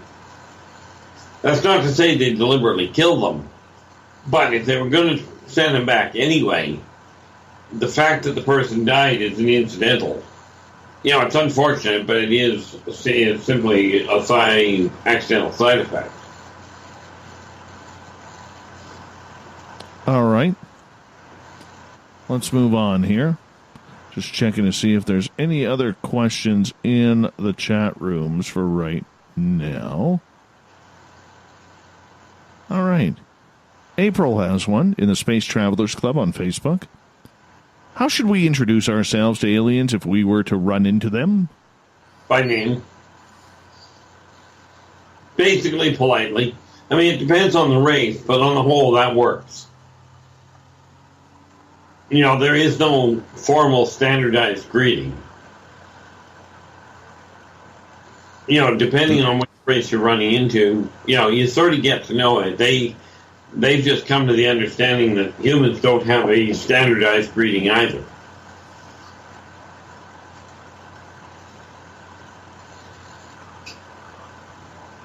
It's sort of the real key factor is to stand in what you consider as non-aggressive a form as you can get away with. Because some of the races will misinterpret body language very quickly, simply because theirs is different than humans. Wow, that's what's happening. I was hearing some noises in my headphones, and the fire hall siren is going off. Well, as long as the fire hall isn't itself on fire, you're okay. Well, usually with the highways as slick as they are at this time of year, usually means something not good happened. Yeah. Something not... That kind of sucks a little bit. It really does. That's why I've told firemen all the time, they've got one of those jobs I would rather see them able to legitimately and have a coffee all through their shift. Because every time they have to go out and actually go to work, somebody's in trouble. Yes. Don't get me wrong. Indeed. They're there if there's a problem. Keith, when aliens do meet up with humans for the first time and the humans get freaked out, do the aliens get freaked out as well? Quite often. Greys, for all their scientific wherewithal, get really edgy when humans start getting panicky. Which is why they bring the Nords along. And of course, the smaller races, like humans seeing somebody really big, there are some races that are really small that look at humans and are frightened by them anyway. No matter how relaxed the human might be. Well, does that mean that most aliens are frail and afraid of the fight or flight attitude of most humans? No. Most aliens, in all fairness, are more resilient or are wearing suits that are more resilient than what humans have. Humans are one of the easiest races to damage and subsequently repair. Right. But I mean, when you take a look at races like the Greys, very frail individuals, very easy to break. Unfortunately, they do not recover quickly. How come? Because their their healing factor is not as well developed. You know, what they've got is technology that compensates for it quick. Cherie is asking, are the abducted victims intentionally chosen and followed in cloaked mode, or do they just wait in the woods and grab the first unattended child or person who walks by? Are they opening portals in the woods to grab people, or do they have ships cloaked and parked nearby in most cases? Maybe both are happening. What's your thoughts? Well, number one, they absolutely track people to decide who they're taking. It's not just let's pick up a random person. However, the various methods that you've listed, it is a mixture of them that are used. But it's not like they lay in wait, you know, so much as if they're going out on an abduction party, i.e. they're scientifically looking at it going, let's grab a human and take a peek. They do that periodically, but most of the time they've got a bloodline that they're already tracking, or an individual. Haderach in the Space Travelers Club on our website is asking, why haven't aliens shared their ability to create energy with us yet? Because mankind is intent on taking everything they share with them and turning it into a way to kill mankind. And usually with devastating effects to the planet itself. Besides that, mankind has come up with methods that mankind refuses to use. How come? Well, my personal opinion on that one is greed. See, I know of one process myself, because I talked to the guy that invented it, that figured out how to actually process the Athabascan tar sands. You know, the oil flats? Where you run it through the process, you get about 3/4 of a cup of sandbox pure sand. You end up with about 1/4 cup of crude oil, and the runoff is potable water. Only the big companies won't use it. Lord knows why. So, I mean, when you're looking at the technologies, especially when you start looking at proper fusion reactors, humans have very poor level or primitive fusion reactors. But humans have, because they are so aggressive and so combative towards each other, the off-worlders are not inclined to share things that can be automatically turned into a weapon. That would be the one. Gotcha. All right. Let's see what else is going on in our chat rooms here. If we can have any more questions. Okay. Sparkles is asking, where are the hybrids raised? And are they raised on planets or in craft? And who takes on the parental roles? Now that depends on what the hybrid is, as in which combination races. Some are raised on craft, some are raised on, if you will, orphanage planets, or group home planets, as it were, and some are raised on Earth, depending on the qualifications or the acceptability of the individual parents. It's one of those things where the question literally, it's yes to all of the above. Gotcha. Okay. So let's get to Sparkle's next question. Are hybrids currently being introduced in the Earth's population? They have been for years, so yeah.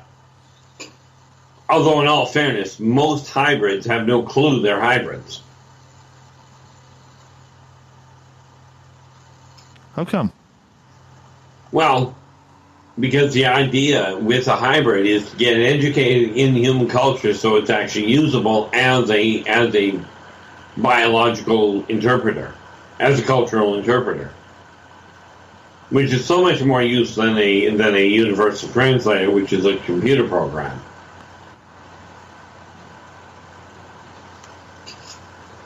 All right, let's move on here. Let's get over to the Space Travelers Club, where Hodorock is asking, speaking of hybrids, do aliens prefer to use the same humans and aliens to create a group of hybrid children? For example, like a husband and wife having several children with each other. I'm not entirely certain if prefer is the right word, but does it tend to happen that way more often than not? Yes. Because what they find, because you're dealing with subquantum levels of biomagnetics and bioelectrics and what have you, once you've got the right pattern down, it's much easier to have a viable hybrid child. Right. All right. Why is that? Well, it's kind of like making a cake. Once you got a recipe that works, why change it? That makes sense. That makes sense. All right.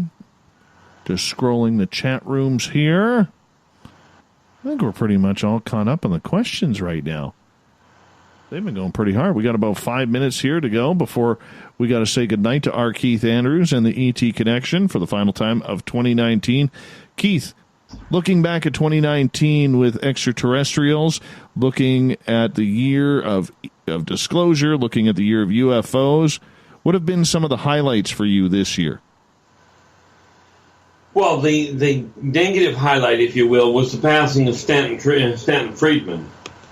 But the fact that the mainstream news has started actually acknowledging the fact that there are UFOs out there, even with the way they did it, is rather promising. You know, and of course, it does seem to be that people are a little bit more willing to talk about it without getting, without completely getting, what's the word I'm looking for? Without being completely talked down about or looked down upon. There have been some very definitive shifts in that thinking process.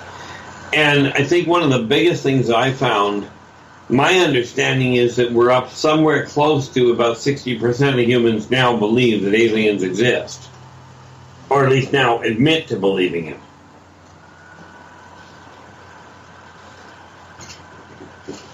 That's some of the other bigger issues. And of course, there's been some bigwigs that have come out and finally admitted that this stuff is really going on. I think it was last year that I saw the report that came out regarding the missile silos in '86, where they showed the UFOs hovering over top of them. And finally admitted that's why the nuclear missiles were shut down, why the nuclear reactors went and shut down on them. Could very well be. Could very well be. Keith, what's your plans entering into 2020? Well, early next year, I'm planning on putting up the sequel to the novel Birth of the Wolfpack that I just put out last year. I'm also working on adding more to the Races of the Worlds book. I've got a couple of workshops I'm going to be doing. I'm hoping to get out to speak at a few more conferences. I think those are some of the bigger idea. The other one, of course, is to finish getting debt free on a personal level. But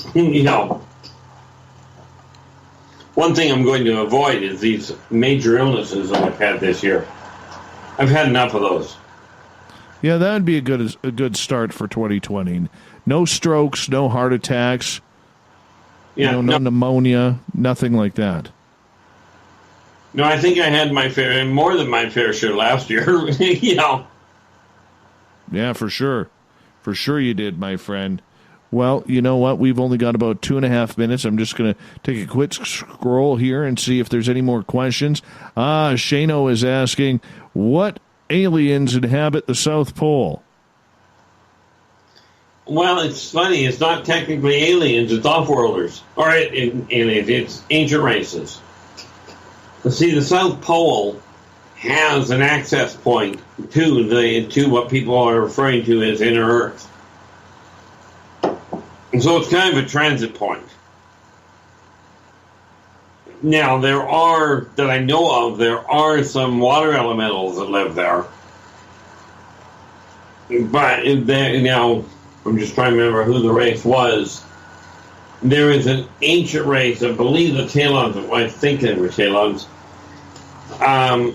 What you would know as Coneheads, I believe, were the ones that built the community that they're going to uncover there, if they haven't already uncovered it. Right. One final question for you of 2019, and the final question goes to PBR. Keith, how many times were you abducted in 2019? I gave up counting. I would have, rough guess, I would have to say probably in excess of 30. They left me alone for a couple of months right after the stroke, which was nice of them. Of course. No. Of course. But it was 2019, come to think of it. It was this year that my youngest son finally knew. He come right out and asked me if I got abducted one night because I'd gone missing on him. Yeah, that was a creepy story that you told last month. Creepy story. All right, Keith, I got to say goodnight to you, my friend. Absolutely. What a pleasure it's been to have you coming on in and entertaining us the first Friday of every month. It's been about four and a half years now, I think, bud. And we're going to continue it in 2020. Absolutely. I'm not planning on going anywhere. Me either. And we appreciate everything you do to support this show, support us, support our audience, and asking and answering their questions. Keith, you're a class guy, and keep it on up. We'll talk to you in 2020. Coming up next, we have the SOR Newswire, and we end the week on the thought of the day. Stay tuned. More Spaced Out Radio after this.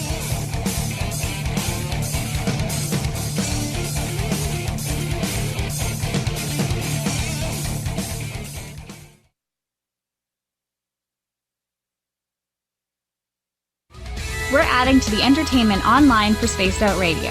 I'm Amber Beckrud, and I want to invite you to subscribe to our YouTube channel and check out Cryptid Tales, where I will take you on a journey into some of the strangest legends and lore from around the world, relaying the stories to you of the strange creatures and experiences that people have had throughout time.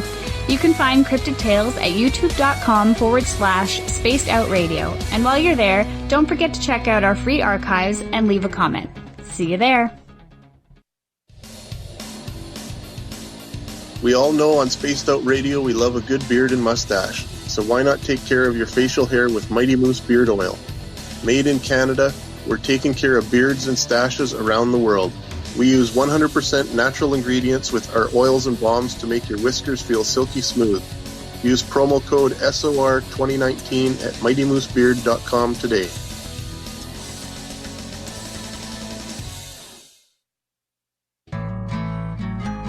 Looking for a place to advertise at a very reasonable cost? Look no further than Spaced Out Radio. SpacedOutRadio.com has an advertising tab that you can click to check out our daily, weekly, and monthly packages to play on the radio, or our website including social media. From commercial spots to banners, we have it all. Check out our competitive pricing today. Hello, this is your guitar man, Ron Bumblefoot Thal, and I have to tell you, I love the response I get for Little Brother is Watching from Spaced Out Radio fans. It's amazing how music can inspire and make people think deeper about what's going on in the supernatural world. You can head over to my website, bumblefoot.com, to check out my music, my guitar workshops, my touring, even check out some of the hot sauces that I'm working on. And make sure you keep on listening, because with Spaced Out Radio, you know Little Brother is watching. Move over, brother, and let me own Saturday night. This is Rich Giordano, and I'm inviting you to tune on in to Spaced Out Saturdays starting at 9 p.m. Pacific, 12 a.m. Eastern, where I'm going to bust open the lids on everything paranormal. Why?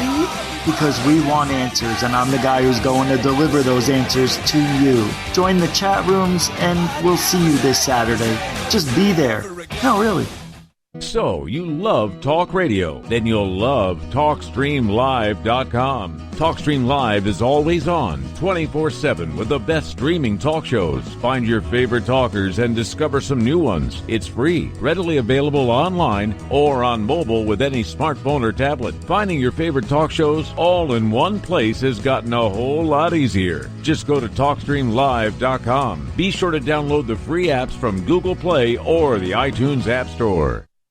Every night on Spaced Out Radio, we have places for you to hang out. Hi, this is Carl. Join our SOR Space Travelers group on Facebook for live chat. On Twitter, using hashtag Spaced Out Radio. You can also join us in our Spreaker chat room. Check us out on Instagram at Dave Scott SOR. All of our archives are free on YouTube at Spaced Out Radio. By the way, I'll be watching you at your window until you do. Bye! Hey, Spaced Out Radio fans! It's John Resig, founder of the Chive and Chive Charities. Our goal is to make the life of veterans, first responders, and those with rare medical conditions 10% happier. We do this by donating one grant item, ranging from vans to therapy programs to prosthetic limbs, to those who need it most. To contribute to Spaced Out Radio's official charity, head over to chivecharities.org and become a donor today. At spacedoutradio.com, we have a little bit of everything for you to stay up late. So while you're there, check out our SOR Newswire, where our team brings you stories of the weird and strange to the WTF from around the globe. News on Bigfoot, UFOs, paranormal, Darwinian-type crime tales. It's the stories that the mainstream media usually won't touch. Well, we got them all on the SOR Newswire, only at spacedoutradio.com. Heading to Vancouver and looking for a night on the town? The Moose Vancouver is the bar that never stops rocking until 2 a.m. every night. The Moose has great food with everything on the menu from $6.95 to $8.95. Fantastic, vibrant staff and rock and roll that will bring you back to when the music was real, the hair was long, and the guitars were rockin'. Get your party on at the Moose Vancouver, the official party bar of Spaced Out Radio. You wanted new SOR gear, and now you can have it. The SOR Vault is fully stocked with t-shirts, hats, hoodies, mugs, and everything in between, with great logos for you to choose from. So head on over to spacedoutradio.com, click on the SOR Vault, and go shopping. Pricing is quite affordable, and you can look good representing your favorite show. So go to our website and pick up your new SOR wear at the SOR Vault today.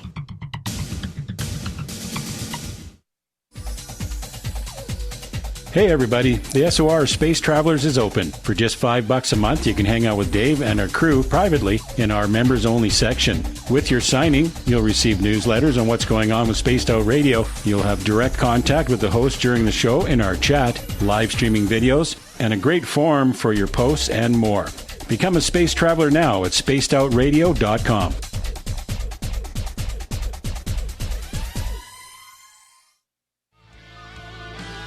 A little bit of science, a little bit of skepticism. Add a dash of snark and you have the makings of Spaced Out Sundays with me, Everett Thiemer. Together we will look into the reality of the paranormal with an open eye and rational thought.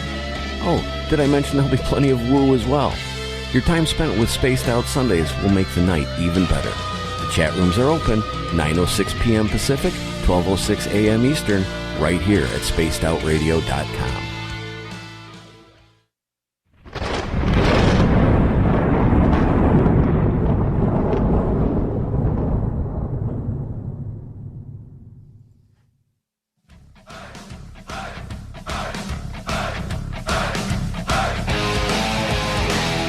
We've rounded third. We're heading for home tonight on Spaced Out Radio. I am your host, Dave Scott, sitting in the captain's chair of SOR headquarters. Great to have you with us. Reminder, if you've missed most of this show or others, you can always check out our free archives at youtube.com/Spaced Out Radio. Do me the favor, hit that subscribe button. Our website is spacedoutradio.com, where we have a plethora of features for you. Rock out to Bumblefoot, do a little shopping at the SOR Vault. Grab a new book at We Read the Night. You can join the Space Travelers for $5 a month. And, of course, we got the news. Captain Shirk sets us up daily on the SOR News Wire.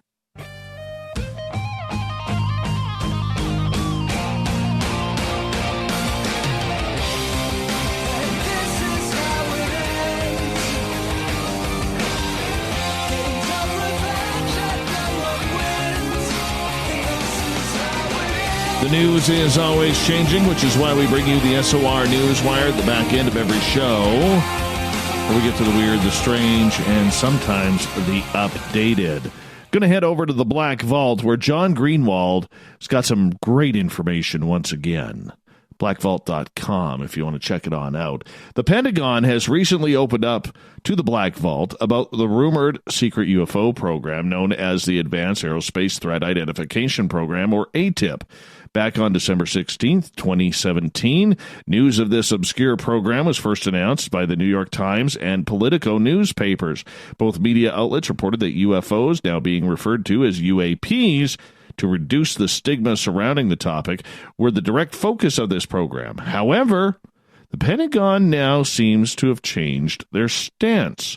Claiming they want to correct the record and clear up some inaccuracies, the Pentagon now says ATIP was not a UFO or UAP program. Neither ATIP nor OSAP were UAP related, said Pentagon spokesperson Susan Goff in an email to the Black Vault. The purpose of the ATIP was to investigate foreign advanced aerospace weapon system applications with future technology projections over the next 40 years, and to create a center of expertise on advanced aerospace technologies. Since 2017, details have been scarce. However, the DoD's latest position that ATIP wasn't a UFO program seems to represent one of the most dramatic about-faces on this issue since the program was first revealed. Yeah, the OSAP Goff refers to is the Advanced Aerospace Weapons System Applications Program, a contract posted publicly by the DIA asking for bids from the private sector back in 2008. But the due date of September 5th, only one bidder had submitted a proposal. That was Bigelow Aerospace. They were awarded the contract and, according to the New York Times, operated with a $22 million budget. Many researchers, bloggers, and journalists within the mainstream media have often confused the two, along with the missions of both programs. For example, an anonymous letter by someone claiming to be involved in the project was published by KLAS-TV, and it alleged OSAP was studying poltergeists along with other activities. The titles of those technical reports referenced by the Pentagon were released through the Freedom of Information Act to the Black Vault. Yeah, which consisted of at least 38 documents created under the ATIP program. Topics did include some of the wildly speculative science, ranging from warp drives to invisibility cloaking. However, there was nothing about unidentified objects flying in the sky or captured on video. Some researchers have theorized this list of research topics was simply an exploration of how many UFOs or how they may work and how an alien civilization might traverse the cosmos in order to visit Earth. Well, this is where it gets interesting. The Pentagon's new stance conflicts with former Department of Defense employee Luis Elizondo. According to Elizondo, he was the director of ATIP, and since coming forward in October 2017, he's consistently maintained that position. ATIP itself spent its entire time on UFOs, said Elizondo, back in March of 2019 at the first Anomalous Aerospace Phenomena Conference put on by the Scientific Coalition for UAP Studies, or the SCU. ATIP was a 100% UFO program, period. It was not looking at airplanes, Elizondo had said.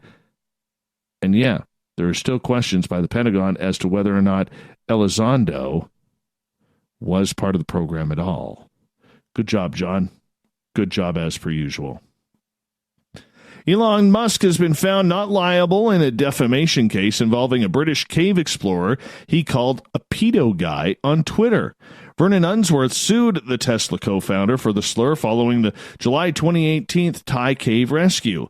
On Friday, a federal court in California heard that Unsworth, one of the hero divers who rescued 12 boys and their soccer coach from the cave, was left feeling humiliated, ashamed, and dirtied by the billionaire's tweet. However, a jury sided with Musk after his lawyers argued it was no more than a playground insult and did not represent any actual allegation of pedophilia. Following news of the verdict, Musk told the media, "My faith in humanity is restored."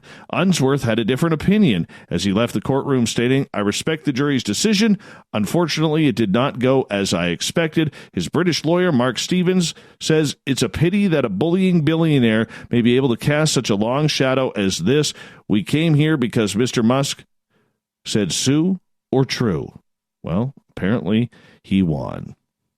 Stevens continued, "We sued today, and where we have got to finally is," Musk's attorney, Alex Spiro, with Musk at his side, admitted that the allegations he made were untrue.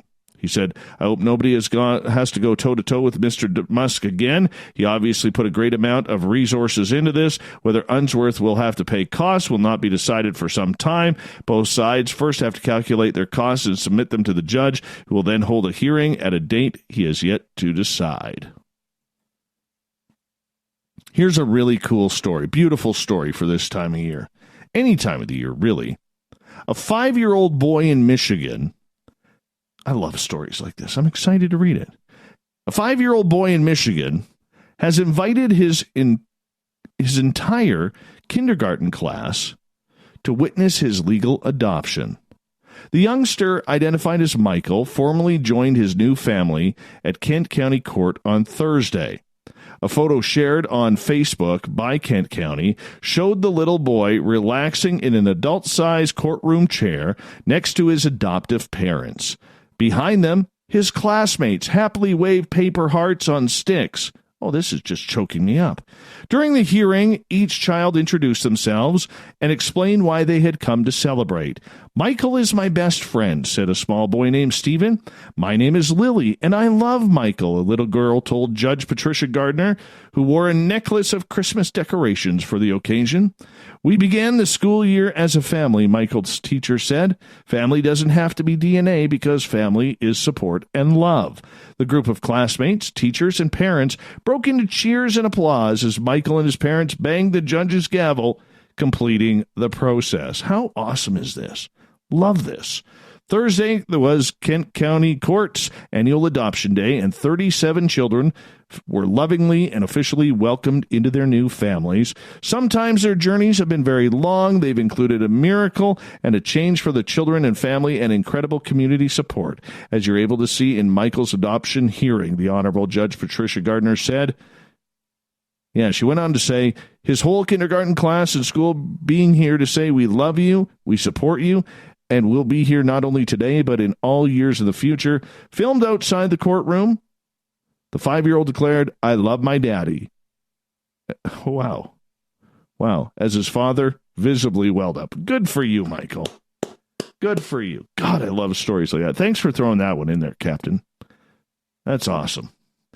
Absolutely awesome. A Tennessee aquarium is harnessing the power of an electric eel. I know Everett Themer will love this because this guy loves to dine on eels. Yeah, gross, eh? That's Everett for you, though. Catch up to him on Sunday for that. He'll probably give you an update. So an electric eel is being used at a Tennessee aquarium to illuminate the lights on a Christmas tree placed next to its tank. Yeah, the Tennessee Aquarium in Chattanooga said a special system was rigged up in the tank housing the eel named Miguel Matson that causes the Christmas tree next to the tank to light up whenever the aquatic creature discharges electricity. Whenever Miguel discharges electricity, sensors in the water deliver that charge to a set of speakers, said Joey Turnipseed. Joey Turnipseed. No relation to Johnny Appleseed, apparently. The aquarium's audiovisual production specialist, Joey Turnipseed, The speakers convert the discharge into the sound you hear and the festively flashing lights. The aquarium dubbed the project Shocking Around the Christmas Tree. Oh, that's good punning right there. Very good punning. What are you doing? What are you singing? Shocking around the Christmas tree. Have an electric holiday. Oh, there you go. There you go. I went too far there. Went way too far. All right. We're going to bring it down just a little bit here. Poland's prime minister says his government wants to buy from Austria the site of the former Nazi Germany death camp, Mauthausen-Gusen, where tens of thousands of Poles were killed during World War II. Yeah, the intention is to preserve the memory of some 120,000 of the camp's victims, who included many Polish intellectuals. Set up in 1938 in Austria, the death camp that Nazi Germany operated in a country that it had occupied until its liberation by Allied troops in 1945. Some 335,000 people had been held there in conditions that led to massive deaths. The inmates included critics of Nazism, communists, homosexuals, Polish intellectuals, Spaniards, and Russian POWs. Poland's history-minded government says that contemporary housing developments and business firms that cover a part of the site do not befit its nature. Warsaw has offered to buy the site from Austria in order to preserve it for history, the prime minister said, but did not explain how the purchase could be carried out. We cannot allow this site of former annihilation camp to be turned into some site not worth memorializing. He went on to say another former Nazi German death camp, Auschwitz, during the first ever visit of German Chancellor Angela Merkel. Nazi Germany built Auschwitz in occupied Poland in 1940 until 1945, killed some 1.1 million people, mostly European Jews. Let's head over to Florida. We need a Florida story after that one, don't we? I think so. Oh, yeah. A Florida man. It's always Florida man. God bless him. A Florida man is behind bars in Flagler County after sheriff deputies arrested him on Tuesday for allegedly going on a Lego stealing spree. Flagler County Sheriff Rick Staley says Sean Dunlop, who's 30 years old, by the way, is suspected in a slew of thefts worth more than $3,000 over the last 4 months. Investigators believe Dunlop has been hitting up several stores, including Target and Kohl's, in both Flagler and Volusia counties. Sheriff Staley says Dunlop could end up behind bars for 5 years and have to pay a $5,000 fine if convicted. As of Thursday afternoon, Dunlop remained behind bars on a $1,500 bond. No word what he was trying to build with the Legos. And finally, it's always a Dave. Stuff like this, it's always a Dave that causes it. I know this from being a Dave, by the way. And if you can make it through this story without laughing, God bless you. You have bigger strength than I do, because I'm already starting to crack up with this one. When I saw this one this morning, I was just like, wow. Sometimes it doesn't fit being attractive. Dave the Duck. Yeah, you heard me right. Dave the Duck has been getting a little too frisky with the lady ducks lately. The Drake has been so busy getting some tail feather with his female counterparts, Dora, Edith, and Frida, that he ended up injuring himself and getting a gnarly infection in the process.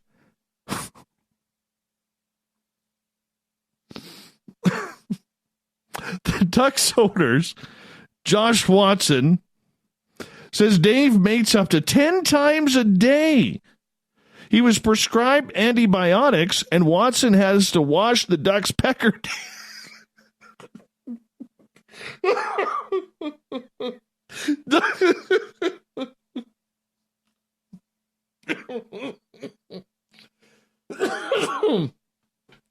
He has to wash the duck's pecker daily, but the owner found it had been a challenging chore as Randy Waterfowl kept trying to sex it up with the other ducks.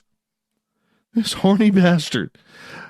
According to reports, veterinarians believe the only thing to tame Dave the duck and get rid of his infection was to remove his penis, leaving about a 1 centimeter stubby behind. Veterinarian Sonia Miles operated on Dave. She says the overuse of the duck's penis caused it to prolapse, which led to an injury and later an infection. After undergoing the procedure, Watson said Dave is doing well, but he ain't happy about things. He says, I think he feels pretty upset about it. I think he's an nymphomaniac.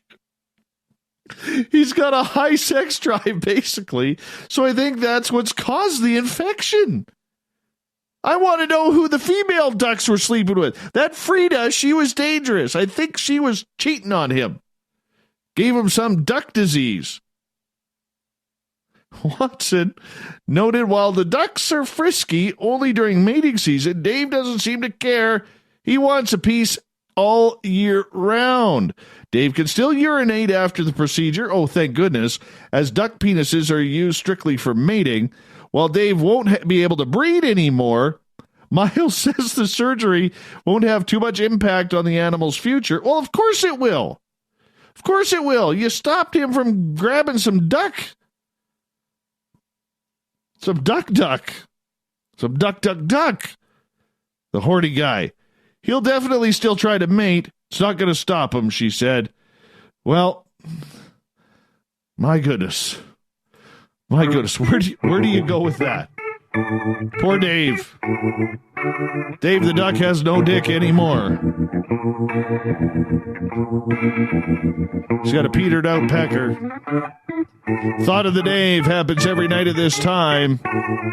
We ask a question on our Facebook and Twitter pages and read your responses on the air because we love the audience participation around here.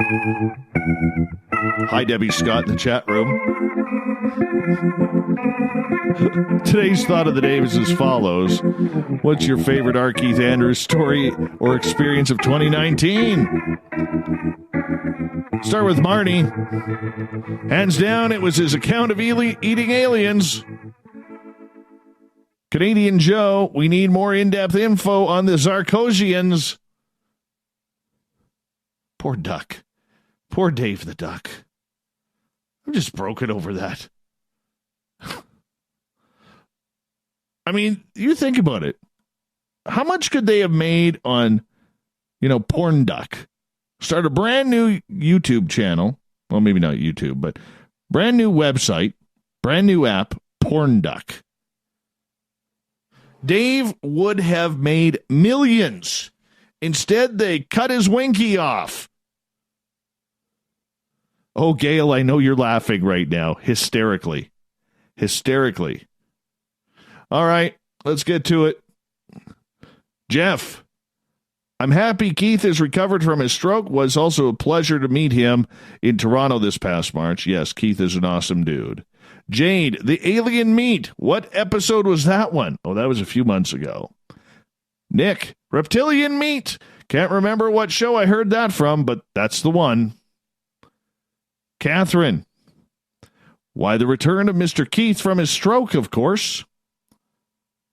Chris, meeting up with Keith at Forest Moon Paracon. Always enjoy talking and listening to him. Kelly and Kelly's Beard down in Florida. Anytime that our Keith makes Dave lose it on the radio, hearing you laugh, Dave, is one of the best things I hear all the time. Thank you, Kelly. I really appreciate that. And you know what? On a serious aspect here, Keith is a really, really good guy. I've had the pleasure of meeting him a number of times. Got fantastic sideburns, too. Fantastic sideburns.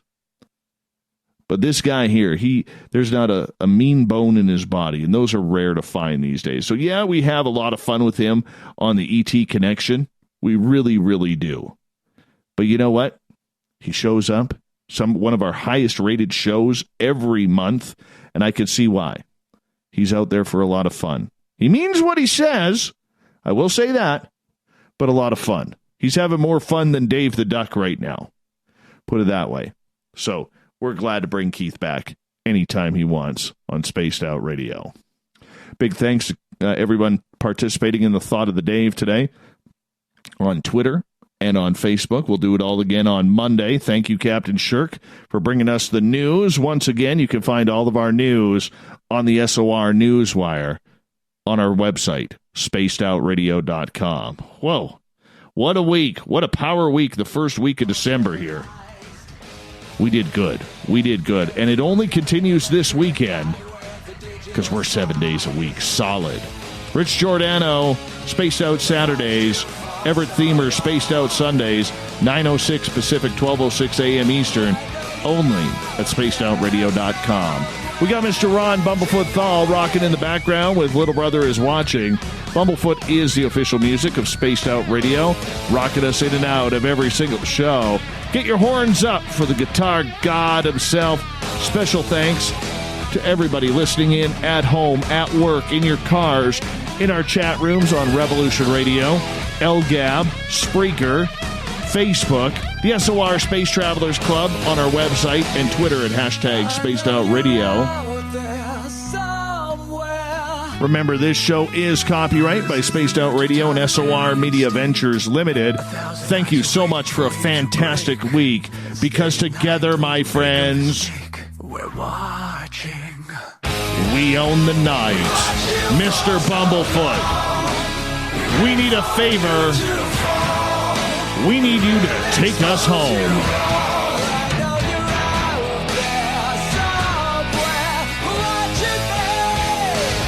Have a great night, everybody. See you later. Stay safe this weekend. Tune in to Rich and Everett. You'll enjoy it. Good night.